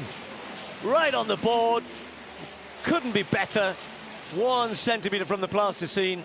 It's got such a beautiful action, gets such good height. And there's the reach. Well, with Manyonga here, we've just seen Tentoglu. He knows he's going to have to be good, and of course 1 or 2 others who've jumped well earlier in the season. But 8.65, that's the best in the world this year. Well, Luva Manyonga, last to jump of the 8 men in his first round. The Rio Olympic silver medalist has the gauntlet thrown down there by the Cuban. Manyonga in the first round. Solid, but not solid enough. That's way beyond 8 meters. But Manyonga, he jumped in smallish meetings since the London Diamond League, where he's won in Cork, and then he won in Ireland, and then he won in Brussels with 8.13. That one coming down for Manyonga at 8.19, but that's a Diamond League record by Echevarria. Meeting record, everything. He's got the lot with that first round jump, Stephen. Really throwing the gauntlet down to the rest of these guys in round 1. And into the wind. Not much of it, but no help from the breeze. Women's 400-metre hurdles next on the track. On the outside in lane 8, Genevieve Russell of Jamaica. Commonwealth champion. Leah Sprunger will get a huge cheer, the European champion from last year. She's not running quite as well as she was last season, with signs that season is improving as it goes along. Same for Heineva, former world champion, 2-time former world champion indeed, 2015, 2013. 54-1 in Lausanne. Need to really be in the 53s if you're going to challenge for a medal in this event this year, because, well, particularly the Americans are so strong, including Ashley Spencer, finished 3rd in their trials, behind a world record performance from Dalila Muhammad on a wet track. But she'll tell you that when she won the gold medal in Rio, it was a wet evening as well. She likes it raining when she's racing. Sydney McLaughlin could only watch Muhammad go away from her in the home straight. She's still such a talent, the 20-year-old, though. Nobody's been as quick as her at that age. Shamir Little had to settle for 4th place. And of course, let's not forget the Americans got Corey Carter to go. And no nation could take more than 4 athletes. So you can't take either the reigning world champion or the Diamond League champion. You'd have Corey Carter not been in great form this year, so that's going to be interesting. Rychkova on the inside. So the world record holder, Dalila Muhammad, I was reading some of her training. She trains like an 800-meter runner in the winter, 12 times 400, mile reps, 800-meter reps. She's got so much endurance and speed, of course. Great combination for the 400-meter hurdles. So Mohammed in lane 4, the world record holder, the Olympic champion, against Sydney McLaughlin and Ashley Spencer.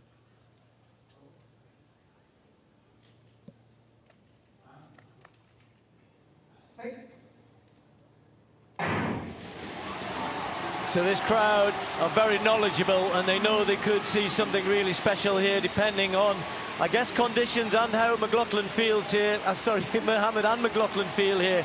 So Mohammed has started pretty quickly, just settling down now. Spencer realizes the world record holder has gone up very fast indeed.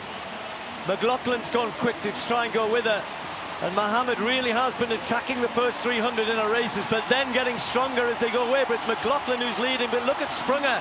Sprunger has gone out incredibly fast. Surely she's going to pay for that as McLaughlin and Mohammed come together. It's McLaughlin rising first into the home straight. Shamir Little getting amongst it here, but it's McLaughlin, the youngster, moving away from Mohammed. This could be a big shock here, and she continues to go away off the last barrier. It's the 20-year-old Sydney McLaughlin looking at the clock, 52.86. Little took second from Mohammed. Well, there's the first big shock of the night, not because this woman isn't superbly talented, hasn't got a massive future ahead of her, and will only get quicker, and who knows, herself one day may run the world record. But look at the shock on her face.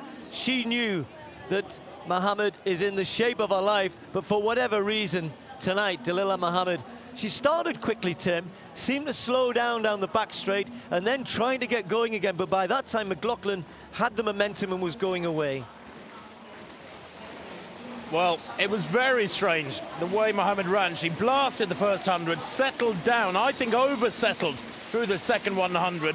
McLaughlin was accelerating at that point, eased past her going into the second bend, and then was never headed, and had that advantage being drawn on the lane inside her. Lane 3, still a good draw. Great finishing here from Shamir Little. We mustn't discount her. She's consistent. She's running so well, really fast in Lausanne earlier on in the summer with a big win. But she defeats the world record holder here, the US champion, Mohammed, shunted back into third place. But Sydney McLaughlin, whose confidence needed that, I suspect, takes the win. Sizable prize money. And it leaves things, Steve, beautifully poised for the World Championships. It does, you know, because people have been really looking forward to this season, particularly these two. And when Mohammed set that world record, everyone thought, right, game on here, because I think a lot of people were thinking McLaughlin would step up this year and maybe become the world #1. But Mohammed, stunning performance, and has been very good all season. But this was probably one of our worst races, if not the worst race of the season. Not quite sure why. As I said, may have just misjudged it, I don't know. This is the sort of place where just go for it, you know, as she did in the American Championships. But McLaughlin, beautifully judged, and was strong, really strong over the last two flights. Off that last barrier, knew, I think, that, right, I've got this here, and is looking up at the screen and at the clock. Well, actually, she's looking at the screen more than anything else, and then eventually starts to look at the clock. I'm not sure she could believe that something hadn't happened to Mohammed, because she would have expected her to be right there, but she wasn't. Leah Sprunger getting some pictures, but there you go. 52.85, a season's best for McLaughlin. What a good time to do it in the Diamond League final, and Little with an excellent run in second place. Well, back to this men's long jump competition, and it is Gale now. Well, that's way beyond 8 meters for Tajay Gale. Opened with 8.03, then a no jump in the second round. Great height. Fabulous, that one. Leg shoot wasn't the best. There's certainly more to come from Tajay Gale. He jumped 8.32 to set a personal best in London, where he finished in second place. What's a month or so ago. But that's from Gale, 8.16. There on the far side, the men's long jump, as I said, just into this slight breeze. The men's javelin going in the opposite direction. We'll be catching up with the men's javelin shortly, but this is Samai. And when you think in the long jump, you know, rather surprisingly, the two world leads before tonight, Visser of South Africa and Shirayama from Japan. Shirayama jumped in 8:40 and has only once ever been over 8 meters before, just over 8 meters. A stunning improvement from him just last week. So Samai, the South Africans with such strength and depth in this event. Visser, Samai, Manyonga, all here tonight. So Samai started with 8.4 and 8.5.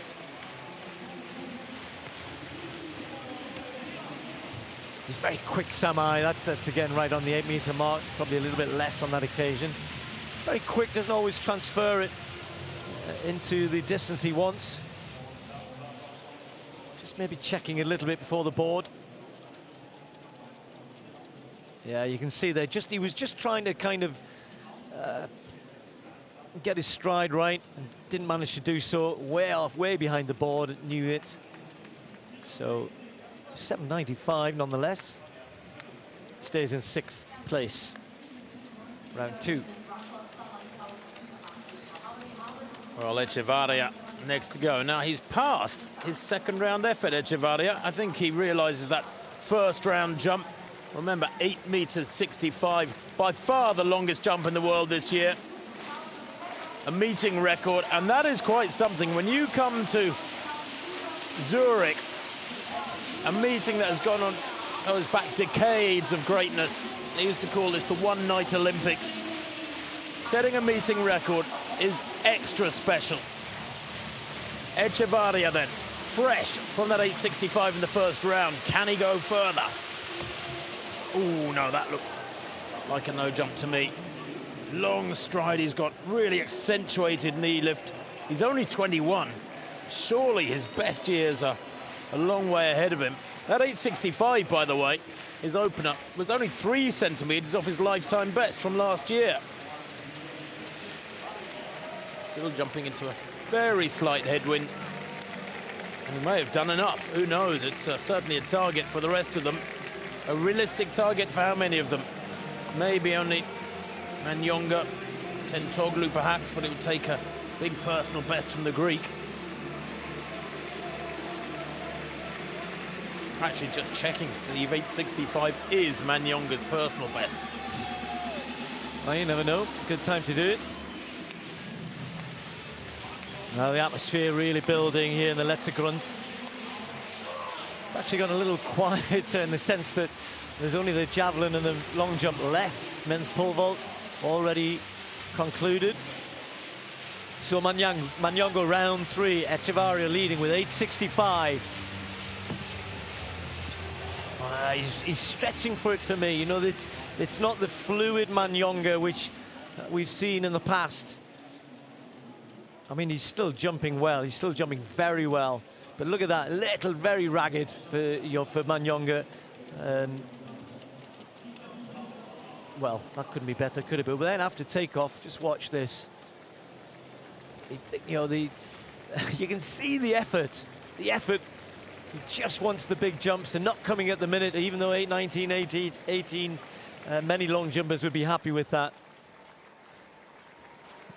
Well, the action will continue on that long jump. That's only the end of the third round. We're coming to 3 rounds to come, but on the track, it's time for the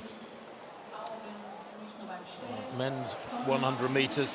And the big names heading out any second from the lead area, as they call it. We were told that today, and we went, what? And of course, they meant the LED screens.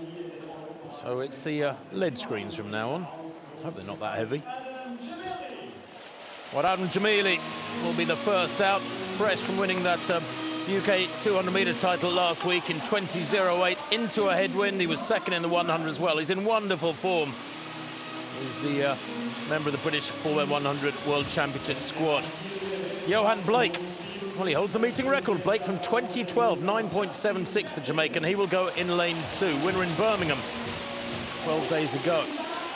Justin Gatlin, the reigning world champion, didn't run the US Championship 100 final. He has a bye, of course, to Doha. Controversial figure, 9.74, his best 4 years ago. There is Noel Lyles, the man of the moment, the world #1 at 200 meters, the world #2 at 100. Full of energy, so charismatic, really enjoys it and translates that to the crowds. He won in Paris last Saturday, 19.65 for 200. Akani Simbine, the Commonwealth champion from South Africa, only 7th in Birmingham 11 days ago, in fact. Won the London in his Diamond League in his season's best of 9.93. Zarnell Hughes of Great Britain, the reigning European champion, 3rd in the UK 100, 2nd in the 200 last week. He goes in 6th. Alex Wilson, the local man, gets the biggest cheer of all, of course. European Championship bronze medalist last year, over 200 metres. Holds that Swiss national record. His best, though, 10.08. Earlier on this summer is his lifetime best. Mike Rogers, well, the most experienced in this field after Gatlin, 34 years old now, winner of the Pan Am Games a couple of weeks back, 2nd in the US Championships. He will be in Doha for the USA, 9.97 this year. And then Jie Zhenye of China, who was only 8th in Birmingham in 10.17, 11 days ago in the Diamond League there. But that's the field, this men's 100 metres. Fastest time in the world this year, 9.81 by Christian Coleman. Coleman, of course, accused of missing 3 whereabouts tests in this last year, just in the last week or so, and is unable to race. He disputes this, so the case is under review and will be judged in the next week. But for the moment, the world #1 is absent. And the big question mark is, will he be cleared in time to run in Doha? So these are the main men. If Coleman does not race in Doha, Gatlin has been done a huge favour in his efforts to retain his title. Lyles, of course, only running the 200 metres at the World Championships, but in fabulous form when he ran that 19.50 to win in Lausanne a couple of months back, over 200 metres. I think it made him the 4th fastest man in history over the half lap. But this is a strong field, despite Coleman's absence. Jamili in 1, Blake in 2. Justin Gatlin goes in 3, the reigning world champion, 37 years old now. Oldest in the field by 3 years, ahead of Rogers, who himself is 34. Everybody else quite some way under 30. Gatlin in 3, then Lyles in 4, Simbine 5, Zarnell Hughes, the European champion, in 6, Wilson 7, Rogers 8, Jie in 9. But Gatlin in 3, Lyles in 4.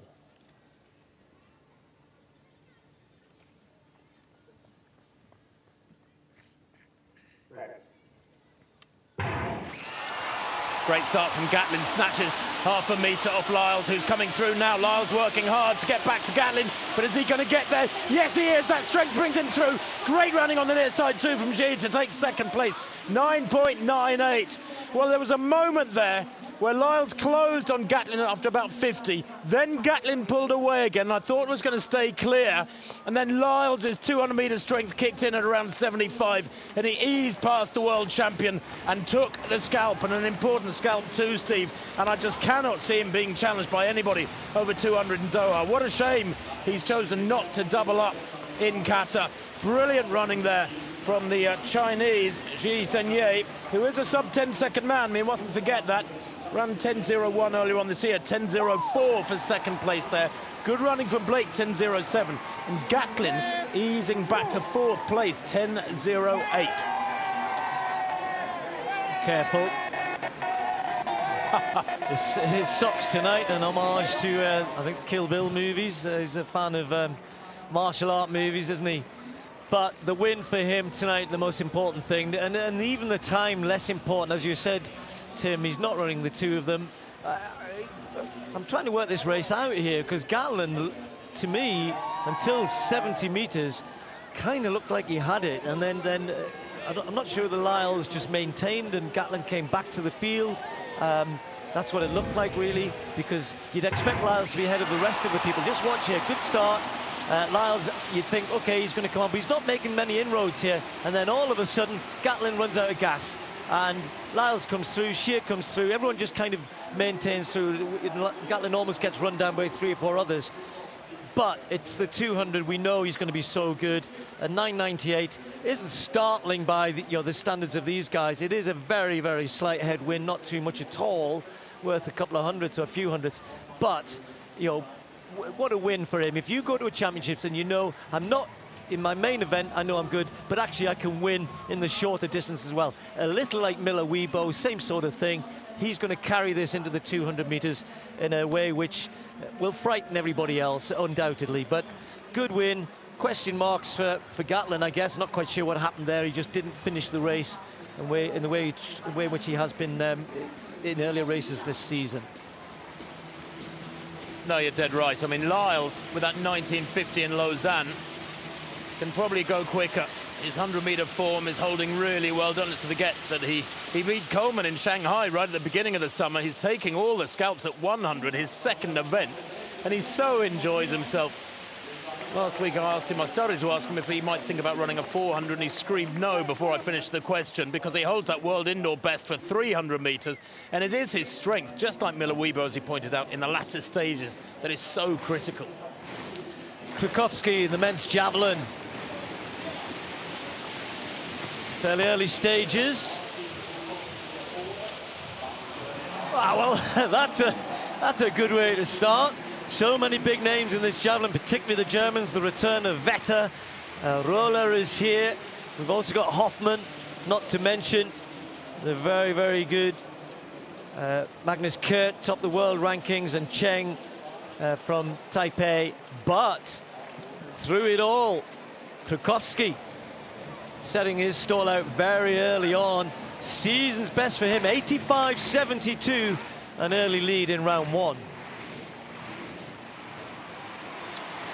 Well, Cheng Xiaosun, also in good form. He's thrown 87 meters this year. That was in Birmingham just 11 days ago, and his opener superb as well. Indeed, so superb. It's a season's best by well over a meter. That opener from him coming down at 89.05, and when you start brushing the 90-meter line, you're in very, very serious territory. Only one athlete has gone over 90 meters this year, and that is Magnus Kurt, who is second in the throwing order. Cheng there is sixth in the throwing order in this first round. So that really gives the rest of them a big, big target early on, just like Echevarria in that long jump. Well, here is Magnus Kurt. 77.54, bit of a sighter, if you like, in first round. Oh, he's let that one go. Well, that's a big improvement. Might not trouble the top two, but it's right on the 85-meter line. The Estonian. Pretty quick approach here. Fast arm through. Throwing himself after the javelin. Just beyond 85 meters. Nothing too much from the Germans yet. Let's not forget, Germany will have 4 men contesting the javelin at the World Championships. So Magnus Kurt moves into third place with 85 meters 26. It's on the far side of the track, the men's 5,000 meters. Always a highlight here. Seleman Barega, Ethiopia with a multitude of talent in all distance races, but particularly in this one at the moment. Barega and Kajelcha, US-based Ethiopian now, of course, and he will have enjoyed watching Sifan Hassan win the 1500 earlier on. The two of them in the same training group. Paul Chilimo, the American. Actually, Kajelcha and Chilimo were in that great race with Mo Farah here 2 years ago, when either of those two thought they might win. Gebriwet, watch out for him. They're just going past him, not quite sure why, because he might even be the pre-race favourite. Henrik Ingebrigtsen. What about Joshua Cheptegei, in great form this year? Surely he's got a great chance going to the World Championships. Andy Butchart, personal best 13.06, the Brit. And then what about McSwain? Stuart McSwain, the Australian, in the form of his life across the gamut of distances from 1,500 up to 5,000 metres. So Barega, world indoor silver medalist. He's still only 19, hard to believe, isn't it? Seems to have been around ages. Kajelcha himself, only 22. 12.5 laps of the track, and they haven't asked for anything too silly, which I think is good. Not all of these men here will contest the 5,000 metres at the World Championships by any stretch of the imagination. But for tonight, it's the Diamond League trophy that counts. And a bit of pride and a bit of confidence building, certainly. So they'll settle down. Ryan Gregson, not often you see him, the Australian, doing a bit of pacemaking. 1500 metre specialist, of course. Let's see how he gets on the field, already nicely strung out. And, well, I think, you know, if they can, Tim, if they can, you know, keep it within 13-minute range, and then maybe something good over the last couple of 1,000 metres, maybe the last 1,000 metres, then we could see something fast. But as we've, how many cat and mouse races have we seen this year and in other years? Well, exactly right, but the pace, as you mentioned correctly, Steve, has been requested as is a sensible one. 2:35 for the first kilometres, 2:55 tempo. It's quick, but not insanely fast. And it's quick enough to reduce it single file. That is a perfect echelon, isn't it, of runners. They're stretched out behind Gregson. But 6 men in this field have broken 13 minutes. I'm sure that is the target here tonight. I shall be very interested to see how Andy Butchart goes here, the Briton back in about 7th place, who reckons he's in sub-13-minute shape, I understand. Ben True there in about 6th place in the light blue, the American. I had a chat with him at lunchtime. He said he's spent 6 weeks injured middle of the summer, so he doesn't think he's in wonderful shape. He's had long Achilles problems. Let's see how long he can stay with this pace.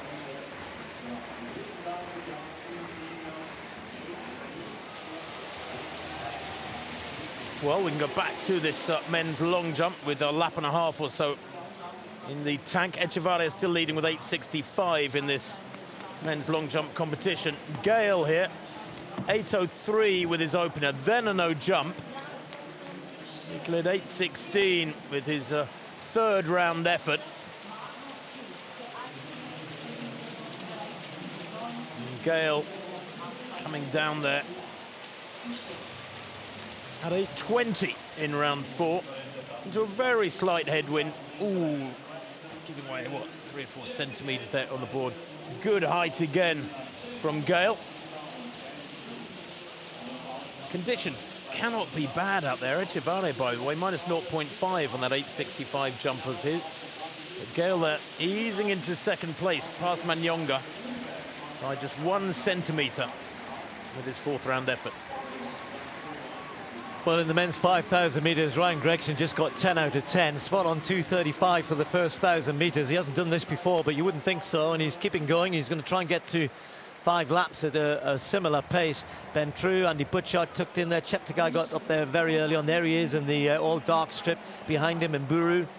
And kind of new name this year, Stanley Waitaka Mburu. Paul Chilimo, very close as well. Interestingly, though, Barega and Balu and Bekele and Kajelcha much further back, have sat off the pace here, and not even in those top 10 places. Look at them right at the back. Barega is actually last behind Ingebrigtsen, and Gebriwet is just ahead of him, and Kajelcha is just ahead of him. So interesting tactics from the top Ethiopians, but Gregson keeping the pace going at the front. Julian Wanders there, the European record holder at the half marathon from last February. And Marcus Riffel there, and Thomas Wessinghager with the silver locks watching. Great Swiss and German stars of years gone by, Steve. But I know that Wanders, had a chat with him at lunchtime. He said he's hoping to run a personal best and maybe even threaten Marcus Riffel's Swiss record of 13:07. And certainly Stewie McSwain, I think, feels he can go down below 13 minutes. He ran really well in Paris, remember, 3:31 for 1,500 last Saturday. That's useful speed to bring into 5,000.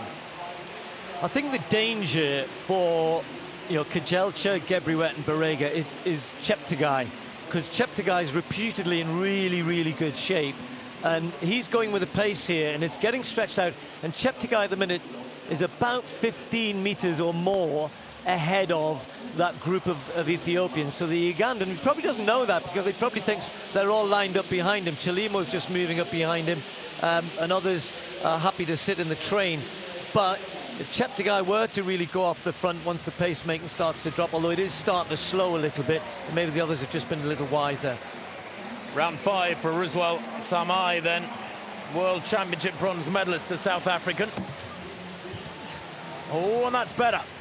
Now, he opened with 8:04, then an 8:05, hasn't got near 8 metres with his 3rd and 4th round efforts, but that's way beyond 8 metres. It's untidy though, wasn't it? Pretty good on the board, just gives away a tiny bit of ground on takeoff. His last couple of competitions, 8:18 in Luzerne and then 8:11 at the London Diamond League for 3rd place. gives away 3 centimetres, and he comes down there semi at 8.20. Exactly the same distance as Gale's best, but on count back, Gale stays in second. Semi now in third. Gregson's job is done. He did slow a little bit, so 2:38 for the second 1,000 metres, but still decent pace. Tiernan, his Australian counterpart, has taken it on. Cheptegei still leading, and the big three at the back of that group there, they moved ahead of Ingebrigtsen because the gaps were appearing. So Gebriwet, Kajelcha and Barega happy to just watch, happy to sit off this. There's Kajelcha, Gebriwet right behind him, Barega behind him. And it's Cheptegei, who of the big names, who's more interested in the pace here. And what's happened here is Tiernan's just picked it up a little notch after Gregson dropped out. He's doing a good job here. So the pace still right on that 13-minute mark. Thereabouts, and there's the gap for the first time. There's a gap between Cheptegei and the rest of the field. It'd be really interesting to see whether it's a long way out, obviously, at this point. But as they come round this time with 6 to go, Tim, just a bit of a gap. Long jump. Well, round 5 for Gale. He's in second place still, but only on count back. Nowhere near Echevarria, who's way out there with that open of 8.65. No improvement, I think, for Gale there. 8.20 in round 4. Same distance, semi cleared. Just a jumpy go. But that from Gale. No. 8.07. No improvement. And Echevarria's jump way out there is beginning to look more and more outstanding in the conditions. It was a minus 0.5 wind. Nobody's had a tailwind. They've all been very slight headwinds. What a special effort that was. Manyonga, 8.19, his opener, remains his best. He's still down in 4th place. Well, here he goes, Manyonga, his 5th round effort. He's been consistent, but just nowhere near the level of Echevarria's opener. Echevarria, after 4 rounds, by the way, well, he's passed 2. He had a no jump in round 3, and his opener, his only valid jump. Here's Manyonga. Well, his series has been 8.19, then a no jump, then 8.18 and 8.15. So really consistent. But I'm afraid he's, well, best part of half a metre down on the Cuban, Juan Miguel Echevarria. Manyonga, a no jump in round 5. And that does indeed conclude round 5 as Echevarria passes on this effort.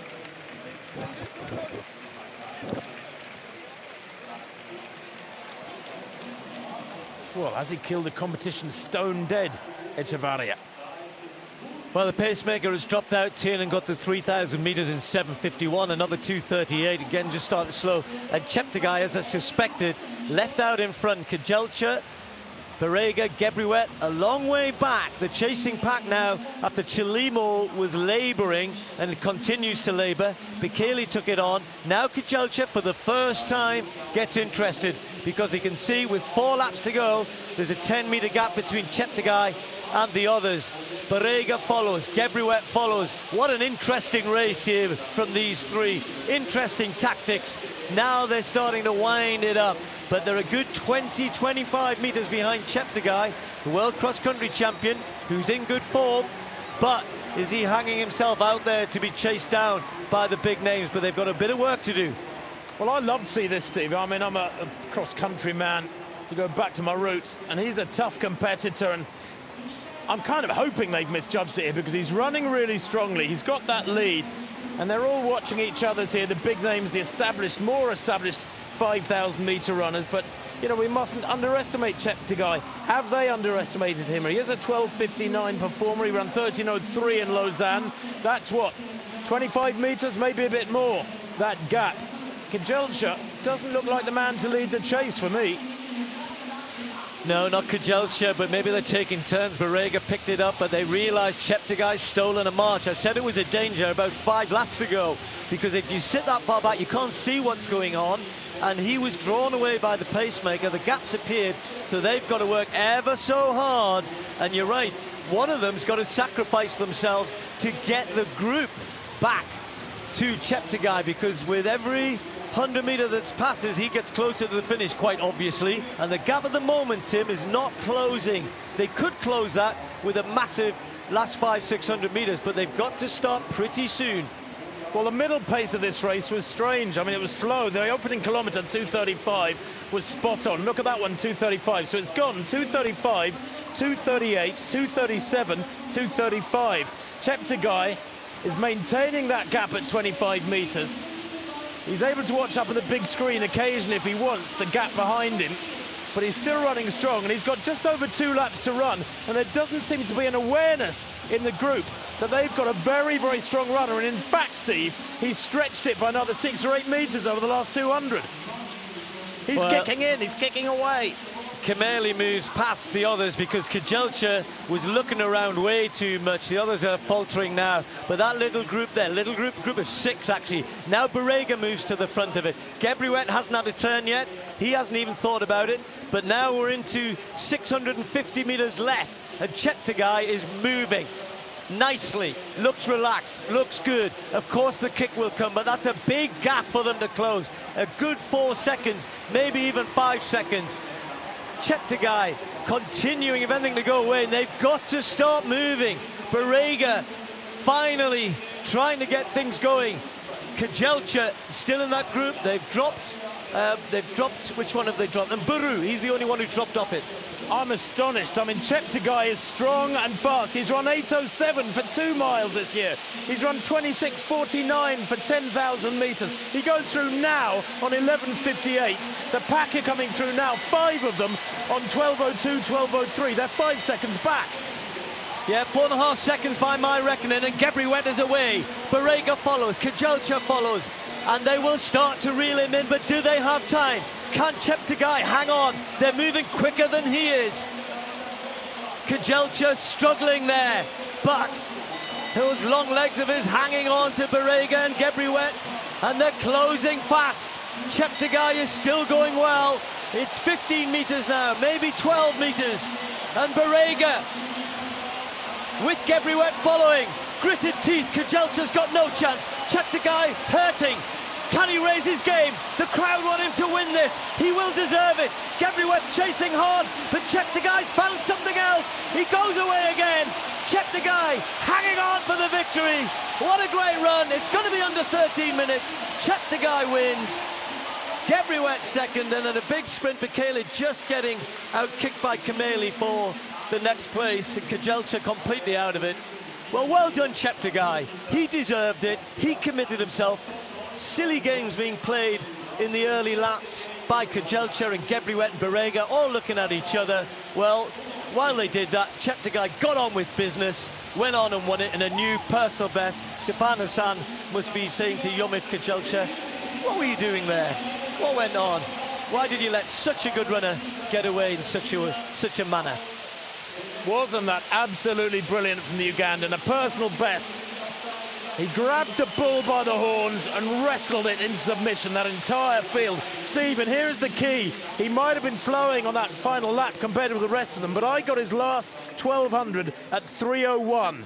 3:01.4. He was not slow through the final laps. They never got back to him. They never really got back within that range where psychologically they felt he was catchable. Very nearly, maybe another couple hundred metres they'd have got there, but Cheptegei judged it absolutely perfectly. His last lap, 59.41. I'm sure they're Gebriwet running his last lap in about 55, but oh, all too late. Good run, though. Good race. Oh, brilliant when you're being chased down like that. And, you know, I just wonder what the tactics were there for the others.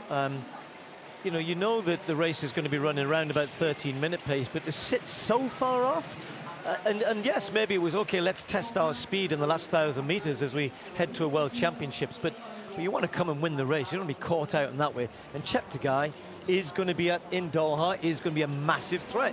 He's shown he can hang out there in front and win. Didn't he enjoy it too?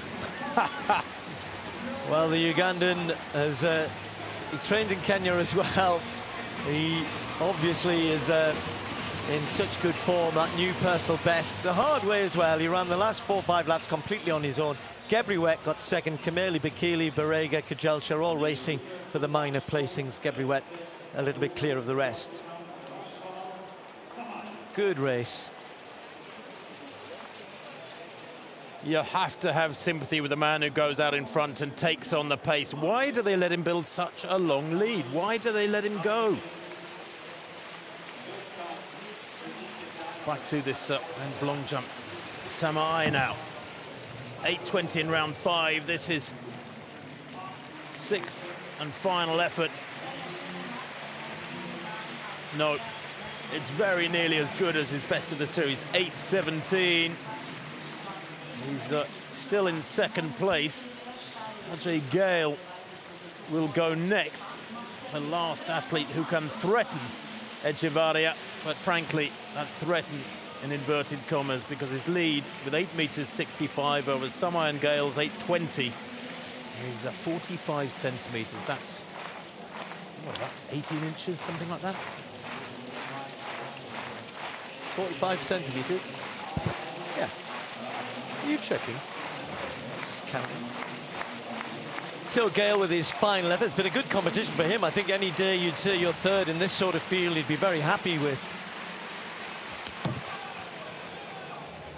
Wow, was that a no jump? If not, I mean, we've switched straight to Echevarria there. I was just looking across.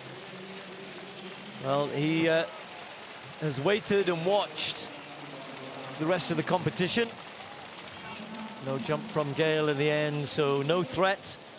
So Echevarria with the last jump of the competition. So 8.65, just 3 centimeters short of his best right at the beginning of the competition.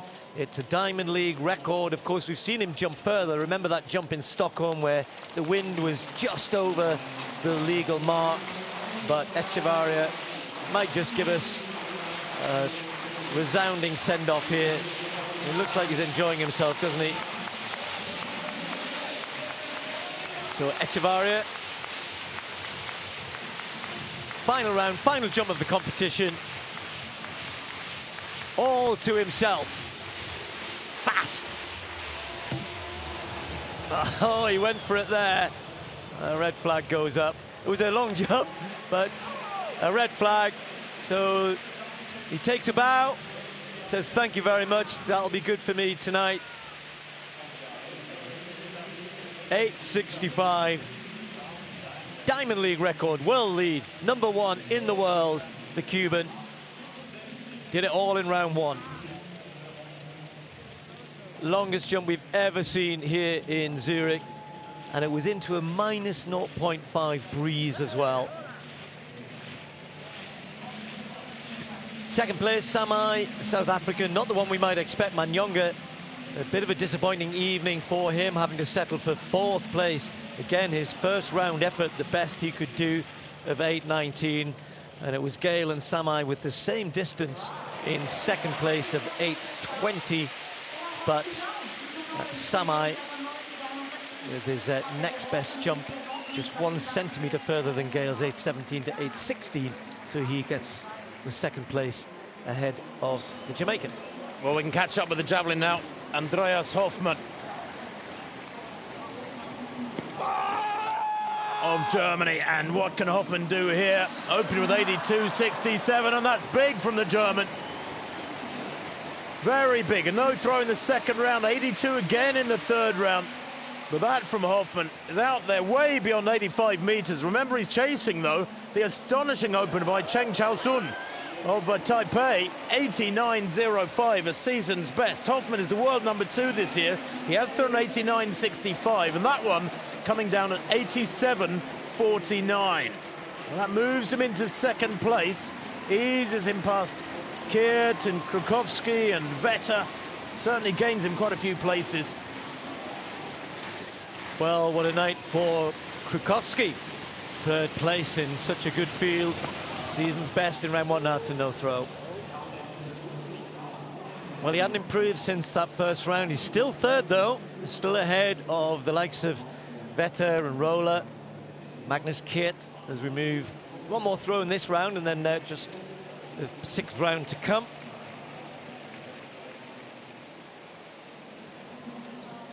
He'll take 3rd place all day long if it stays that way.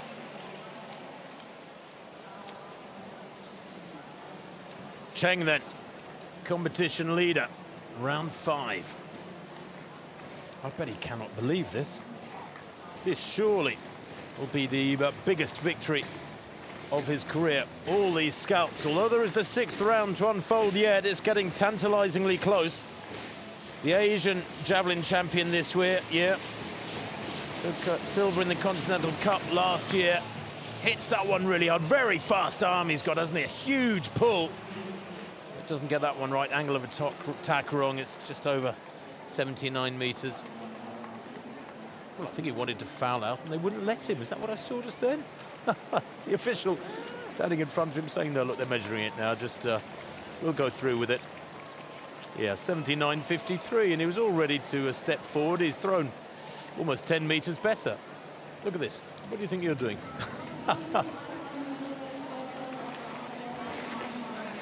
But just the 6th and final round to unfold in this fabulously strong javelin field with a surprise winner virtually on top of us.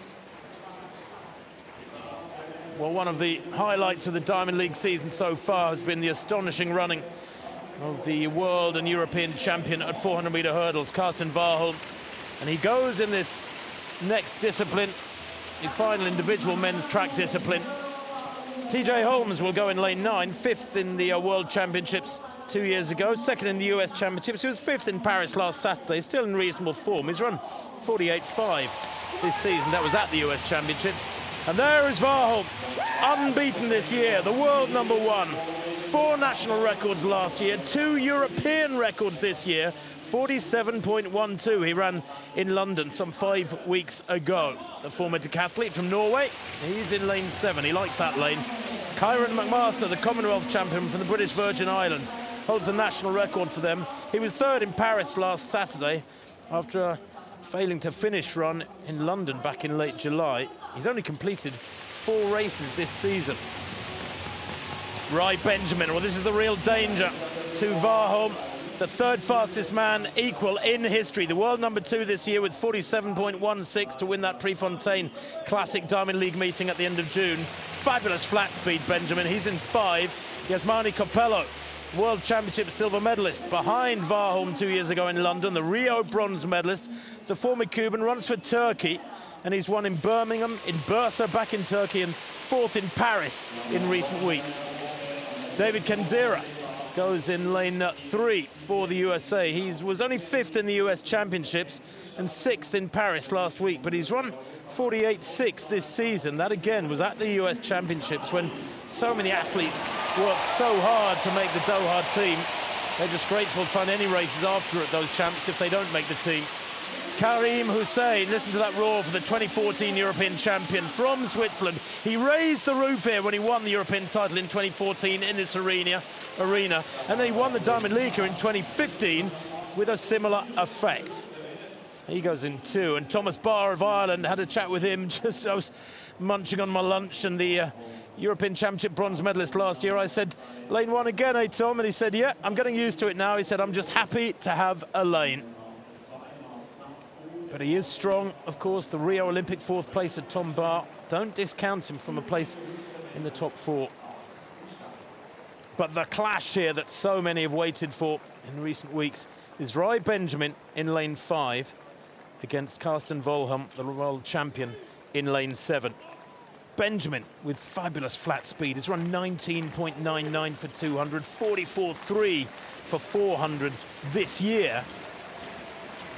Whereas Warholm, well, he's been improving his flat speed. Don't forget, he's European indoor 400-meter champion from Glasgow back in February. He's a fierce trainer, the former decathlete. He's had wins so far this year in Stockholm, Oslo, and Paris. And his European record in London, 47.12, tops the world rankings. For the first time in many years, the Americans have a major challenger. They're fairly rare in this discipline. So Barr of Ireland in 1, Hussein of Switzerland in 2, Kenzera of the USA 3, Copello goes in 4 for Turkey, then Rai Benjamin in 5, watch him in the headband. McMaster goes in 6, the Commonwealth champion from the British Virgin Islands. Warholm in 7, TJ Holmes in lane 8.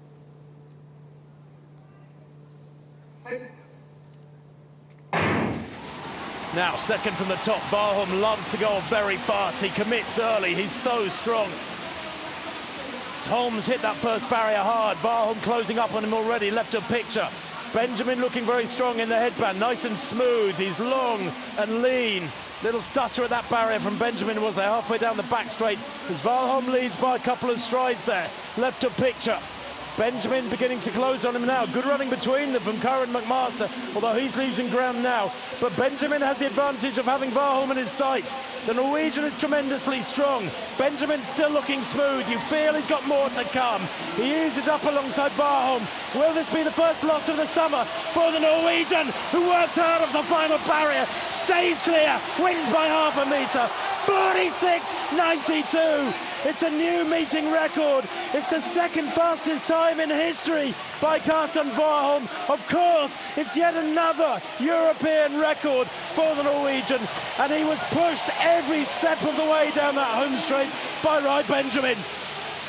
Again and again, this man finds another gear, finds another layer of strength to put the icing on the cake and win these big races. Rai Benjamin, Steve, didn't put a foot wrong, but finished up losing by half a metre in 46.98, by far the fastest losing time in history. Never have two men run under 47 seconds in the same race, because hardly anyone has ever run under 47 seconds. What a performance from Varholm. And you said he came off the last barrier, Tim. He actually attacked the last barrier and took the momentum into it, over it, and onto the line. That's what was startling, because as they came to that 10th flight, Benjamin was only half a metre behind, and he opened up another metre, or maybe turned it into a metre, and Benjamin came back again, but not enough. I love this guy. I really do love this guy. Benjamin is good. He's very, very good. But what guts Varholm has. Stick me in lane 7. Come and chase me. I'll be in the lead in the home straight. I'll see you there. See what you can do. Well, here he comes. 2 to go. Here comes Benjamin with the momentum. And now watch this. Last flight. I'm off again. Tax it. Off it well. Benjamin keeps coming, but he's got enough. Head back. Arms flailing. Throws his right arm out to get his shoulder ahead. Didn't need to. He had the win, and he's got a sub 47 clocking. We talk about letters after our name, don't we, in life? If you look on the computer now, Tim, there are more letters after his name: a PB, a DLR, an AR, an MR, and a WL. You can explain them all. There's almost not room. Personal best, Diamond League record, area record, that means continental record, European record, meeting record, and world lead. Well, there's no surprise there. And I'll tell you what really emphasised for me in that replay, Steve, just now you were talking over how well these two ran, was as they came to the line, nobody else was in shot. The gap behind them was monstrous. I mean, third place, Curran McMaster, brilliant run for the Commonwealth champion, 48.58, but he's in a different race altogether. Karsten Warholm, 46.92, gets better and better. 4 weeks till those World Championships in Doha.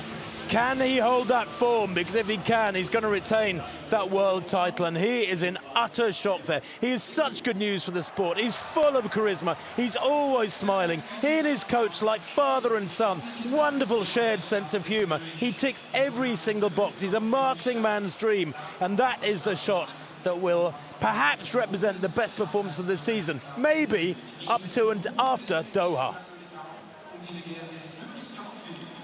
Well, Norway will be so proud of him. An area record, 46.92, 46.98. You know, it's startling. If you said to Benjamin, you know what, you can run 46.98 tonight, good, didn't see, would he have taken that? Sadly, he got beat for him. This is Kurt in the javelin. We're into the last round of the men's javelin. The world leader coming into this. Oh, now what's he done here? Oh, it's a big one. He saved it to the end. Is it enough? The lead by Cheng since round 1, 89.05. That is close. That is very close. Magnus Kurt of Estonia, watching it all the way. He knew it was good when he released it. Right on that 90-meter line, or just below the 90-meter line, but near that lead of 89.05. And he's done it. It's come up as 89-13 right at the end. Takes the lead away from Cheng. Magnus Kurt in the javelin. What a finish. Can Cheng respond? I don't think he thinks that's good enough. Just didn't quite get the flight at all. He gave it his all, but a good night for him. He won there the last Diamond League in Birmingham. He's had to finish second tonight of the man who leads the world. What a great event. This is going to be at the World Championships. Vetter on his way back. He threw 89 last week. Down in 5th place tonight. Hoffman did pretty good in 3rd. Roller still out of sorts somewhat. But the Germans, you feel sure, will be right up there in amongst it come the World Championships. But with the likes of Magnus Kurt and Cheng in there, that is going to be a wonderful event.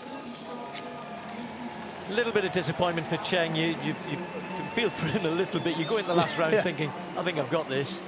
But well done, Magnus Kurt. 89-13 the winning throw. 89.05 season's best for Cheng in 2nd, and Hoffman taking 3rd place ahead of Krukowski, who was in that place for much of the competition. Well, it's a night in which you do need to cool off a little bit, isn't it, Steve? After races like that 400-meter hurdles, the next event on the track, the 4x100 meters Zurich Trophy for women. Yeah, always the traditional finale here in Zurich. We've got a French team in lane 8. Zahi will lead them off.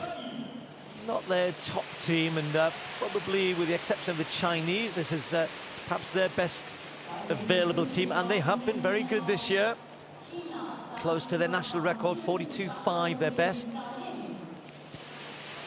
Zhao Jing will lead them off. Jamaican team does contain Elaine Thompson.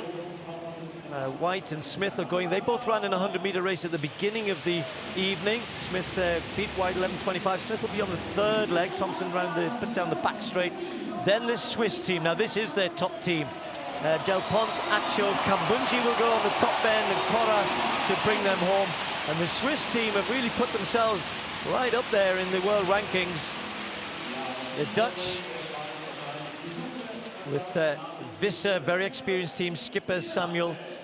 Hunnenstein, the new final leg runner, she ran earlier on in the warm-up race as well, as did a couple of the Germans.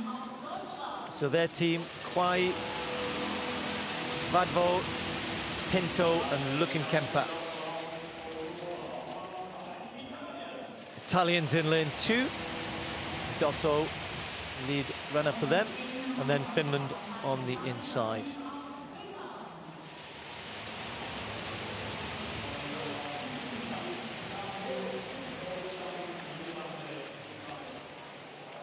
Elaine Thompson ready to go on the 2nd leg down the back straight. Daphne Skippers will be chasing her, or maybe ahead of her, who knows. Depends on how the lead runners go. And Kambunji will be on the top bend, Luckenkemper on the final leg for Germany.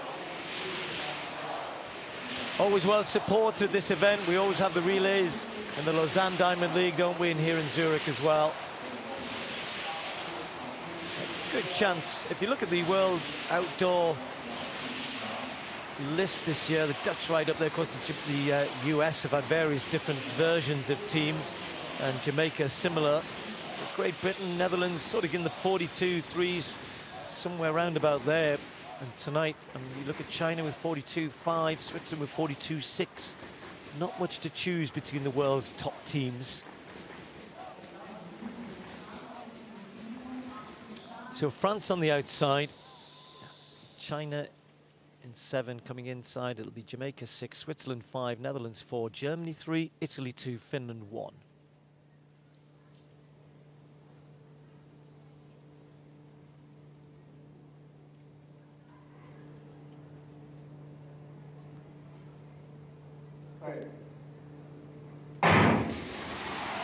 Good clean start. China started well in lane 7, really good lead-off leg for them. Jamaica maybe just trying to chase down. Good changeover, everything pretty safe. And Elaine Thompson's got the baton now, and Daphne Skippers as well, charging down the back straight. There's the two of them. China out in the lead though, out in lane 7 to be shot at. Switzerland A bit of a struggle for them, but Kambunji trying to bring them back into it, but it's the Netherlands going well now, and the Netherlands perhaps with a slight lead, and China right there, and Germany coming back into it. Look at Kemper going away for them. This is a cracking finish. Who's going to get there in the end? It's the German team, 42-21. Well, thank you very much. That is quick. That is very, very quick. Now, one or two look behind and say what happened. The Netherlands were right in it. I said that she's new on the last leg for them, but that is the quickest in the world this year. This is a good German team, a new German team, but plenty of experience. Looking Kemper herself's been coming back from injury, but goodness me, she ran brilliantly on the last leg. So 42-22, Netherlands, another strong run from them. They now have thrown themselves in the mix as well. That was nowhere near a top Jamaican team, and the Swiss, I don't think, performed as well as they might have wanted to, given in front of a home crowd. But well done, Germany. But it's one of the wonders of the sprint relay, Steve, isn't it? The changeovers can make such a huge difference. An 8 out of 10 changeover can lose you half a metre over a 10 out of 10 changeover. And as we can see there, half a metre, and of course considerably less, can be the winning margin. That's a brilliant time from Germany. It's 1/100 slower than the fastest time in the world this year. So Kwae, Kwadwo, Pinto and Luckenkemper deserve all the credit that they're going to get through tonight as the athletes head back to the hotel just a few hundred metres down the street for their evening meal, their hard-earned evening meal. But the Netherlands so close up behind them. China, Switzerland, Jamaica, as you say, also under 43 seconds, although nothing like a Jamaican A squad.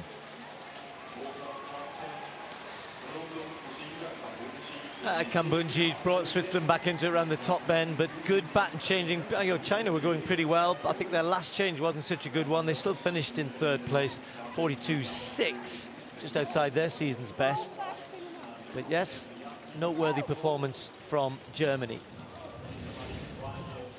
Well, the performance of the day, there's no doubt about it. Just a few minutes ago here, Karsten Warholm of Norway, under threat from Rai Benjamin, 2 lanes inside him in the 400-metre hurdles, stayed half a metre clear, ran 46.92 to win from Benjamin's 46.98. The fastest time ever by a European, his 3rd European record of the summer for Warholm, fastest ever losing time for Rai Benjamin, and indeed the first time in history 2 men have gone under 47 seconds in the 400-metre hurdles. Kyron McMaster there, back in 3rd place, the Commonwealth champion, a distant 3rd in 48.58. Still great running from him.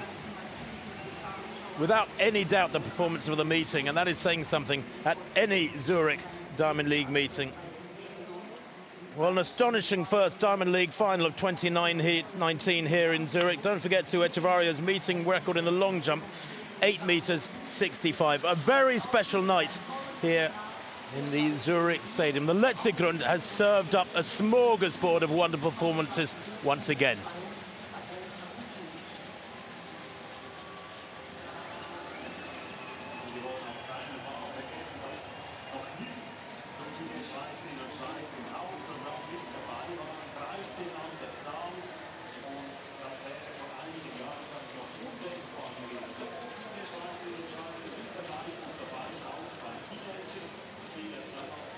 So preparations begin for the presentations while the German team celebrates their win in the 4x100 meter relay.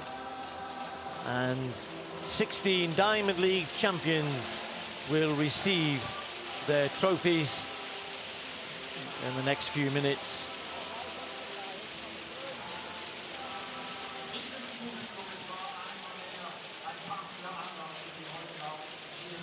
Well, just minutes away from that, as Gina Luckenkemper will be delighted with her team's performance, but I think delighted with her own performance as well.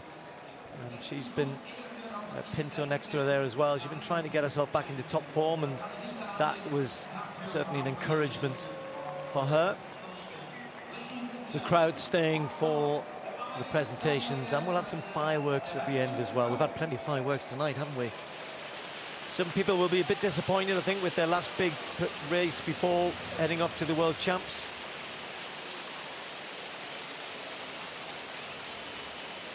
Seb Coe, president of the IAAF and the man who graced this track on so many occasions, including world records at 1500 metres, then he will be the man to present the prizes. Don't forget, Brussels next week when the other 16 events will be held.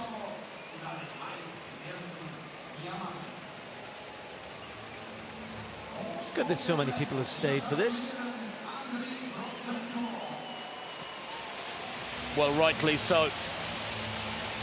Well, Andrei Protsenko winning the high jump tonight with 2:32. It's been a modest season internationally for top high jumping. Barshim finishing way down the field tonight, still recovering from injury, but you can only beat those who turn up. And Andrei Protsenko in that men's high jump competition, jumping better than anyone tonight. Gong Li Zhao. Well, of course, she took the women's shot in with the longest throw in the world this year. And she absolutely delighted to take that Diamond League trophy and her $50,000 in that women's shot contest. An incredible race in the men's 800 meters. Nigel Amos going out at world record pace. Brazier 30 meters behind with 200 to go. Came storming through. Seb Coe shaking his head, as I'm sure, saying, what a race that was. What a crazy race, but well done, you. Almost breaking the American record of Johnny Gray, which has stood for so long. Brazier 1:42.7. And another win for China in the women's javelin. Liu Huihui, 66 meters and 88. That coming in the fourth round. A clear win from Australia's Kelsey Lee Barber.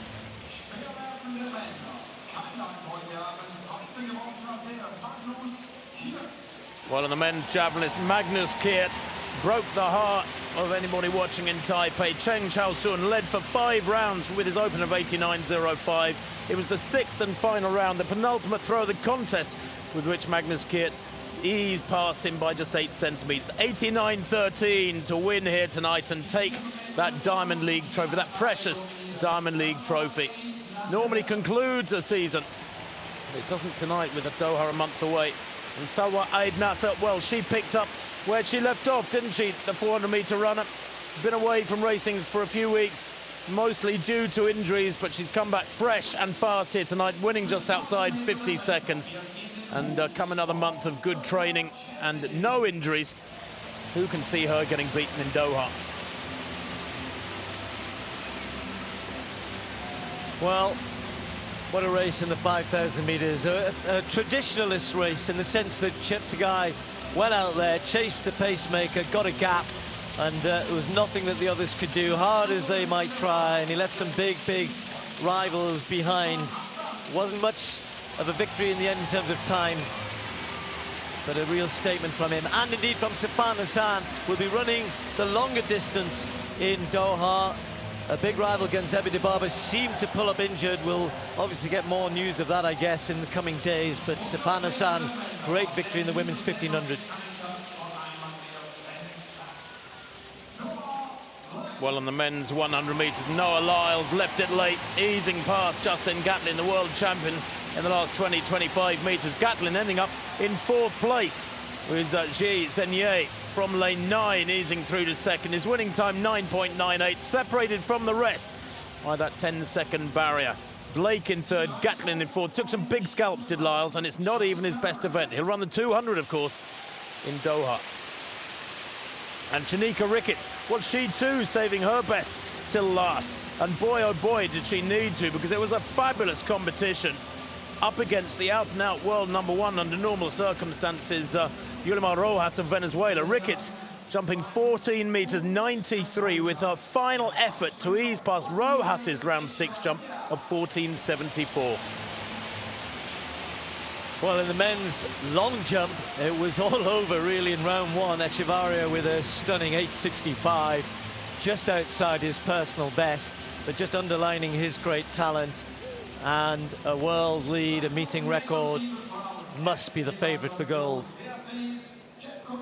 As indeed will Beatrice Chepkoech. Bit of an odd performance tonight, a 2:51 first kilometre, slowed right down, but then was strong enough to go away again in the last 2 laps. Hard work, and she's gone right past the trophy as well. Seb needs to be a bit more, you know, kind of, hey, here I am. But well done to Chepkoech. Steeplechase Diamond League champion. Well, in the men's pole vault, reigning world champion, Mr. Reliable, Sam Kendricks, taking victory here tonight with 5 meters 93 at the third time of asking. He was in second place to Armand Duplantis, up to and including 583. Duplantis got to that point with no failures, but then had 3 failures at 593. Kendricks, as world champion, US champion and world #1, a deserving winner here in Zurich. And Shawnee Miller-Weber, well, it's not even her #1 event. She's a 400-meter specialist, but tonight over 200 meters, she was quite supreme, winning by a sizable margin from the European champion. Dina Asher-Smith ran superbly, but couldn't live with this tall athlete through the last 50 meters. Miller-Weber easing away to that comfortable win in 21.74 from Asher-Smith and Elaine Thompson, the Olympic champion. Performance of the night, and performance of any night, to be honest. Norway's Carsten Warholm, barefoot. He maybe could have won that race barefoot. No, he couldn't, because he was pushed all the way by an incredible second place, sub-47 clocking for Benjamin, but not good enough to beat this man. He is a world star, and I'm not sure how big a name he is in Norway, but he should be a household name, because he is everything that you imagine of as a hero, an athletics hero. Second fastest ever at 400-meter hurdles. Only Kevin Young of the USA has ever gone quicker. And talking about USA 400-meter hurdlers, here's one for the future. 20-year-old Sydney McLaughlin beating her teammate and the new world record holder Delilah Muhammad on a night when she probably wouldn't have expected to take the win. She was pretty shocked, wasn't she? But she will, I'm sure, be collecting more trophies over the next few years. A future star of this sport. Many familiar names there, 1 or 2 new ones, all of them champions.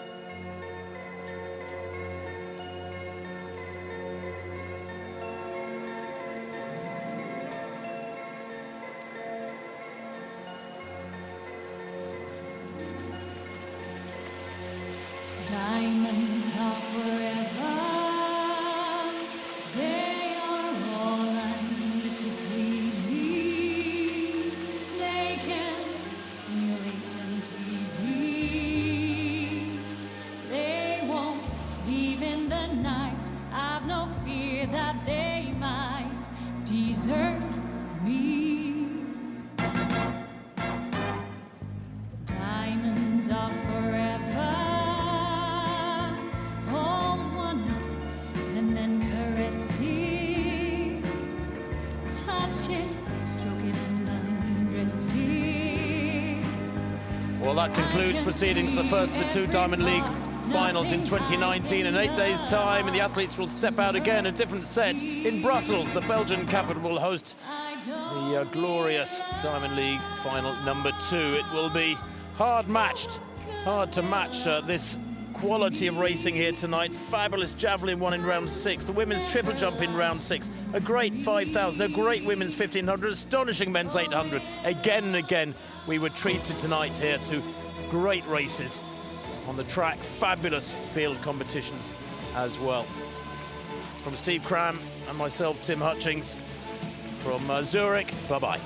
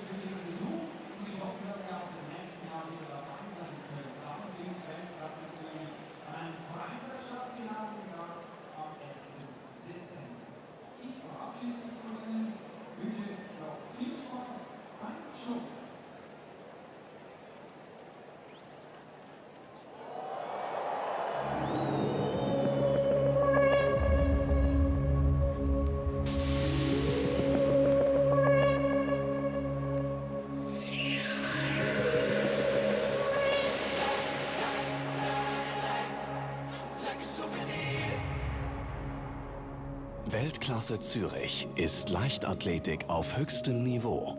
Und Sie haben auch heute wieder Top-Leistungen miterleben dürfen. Nun folgt ein weiterer Höhepunkt. 2 Weltklasse-Athleten wagten gemeinsam mit der Zürcher Band Baba Shrimps ein musikalisches Experiment. Sehen Sie selbst.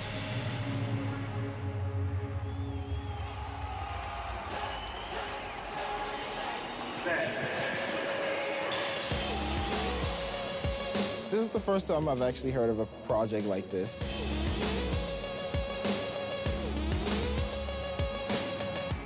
I'm very excited because I've never had an opportunity like this, so.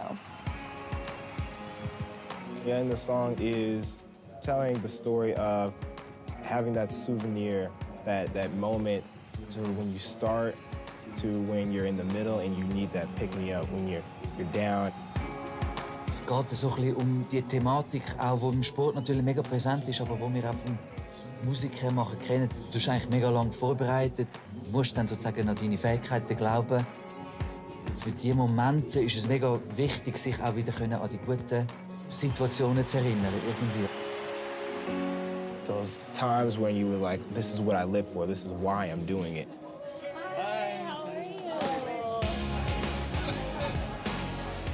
I love the song. I think they did a brilliant job at writing the lyrics. It's very catchy, and Sandy has an amazing voice. Yeah, it's just really cool to be part of this project.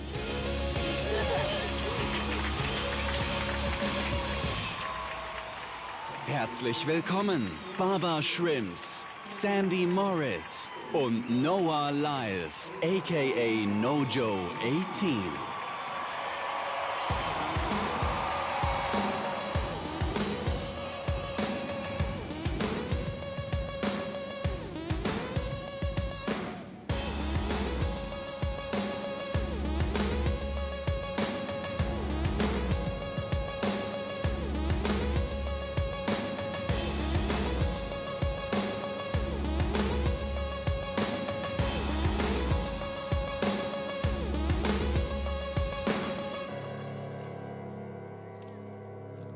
Guten Abend, Zürich!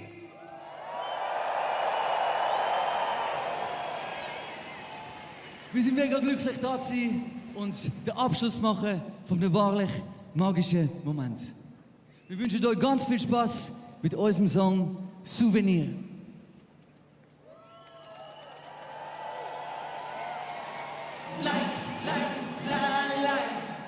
Like a souvenir.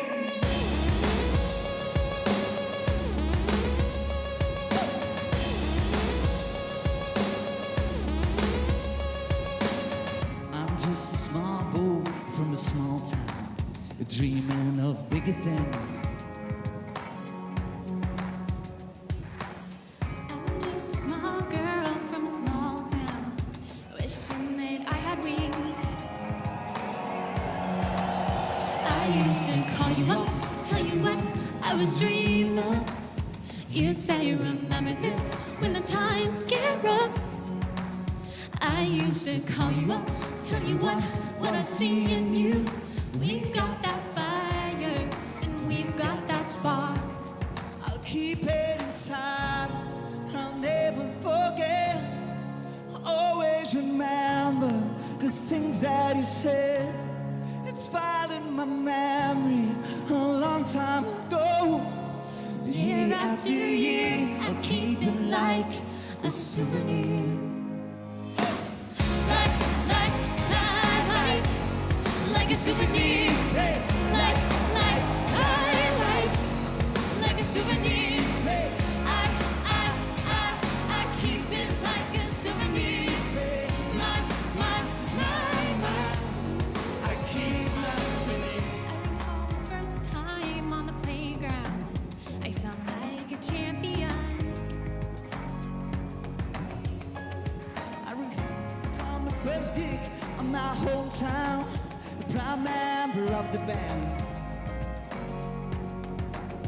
I know that they'll try to shut down that spark of a light, but hold on to it tight. I keep it inside.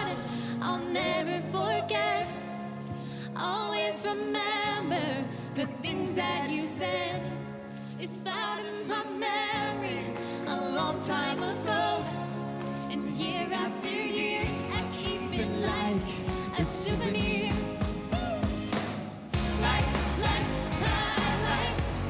Like a souvenir. Like a souvenir. I keep it like a souvenir. My, I keep my souvenir. Keep it always when I'm lost, when I'm down, and there's no one around, I'll carry it with me, my dear. I'll keep my souvenir. Ladies and gentlemen, no one knows. This is a biblical story. I'm trying to gain the glory. And what you see before you can be an allegory. We put too damn hard to give up in the rain.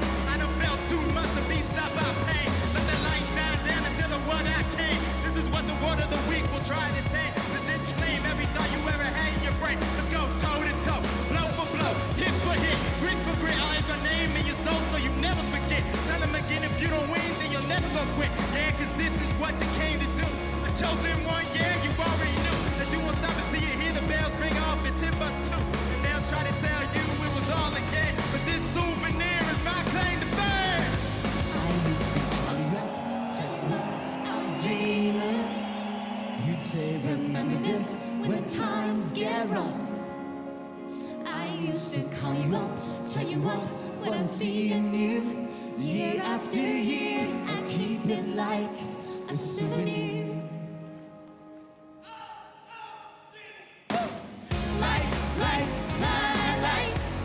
Like a souvenir. Like a souvenir. I keep it like a souvenir. My, I keep my souvenir.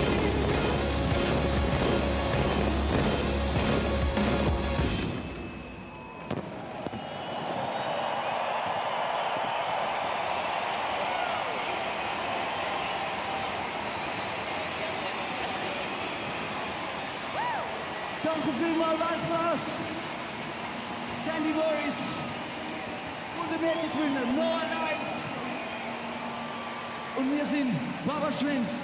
Danke vielmals für die einmalige Erinnerung. Danke für das Souvenir. Kommt gut heim und bis zum nächsten Mal. Tschüss zusammen.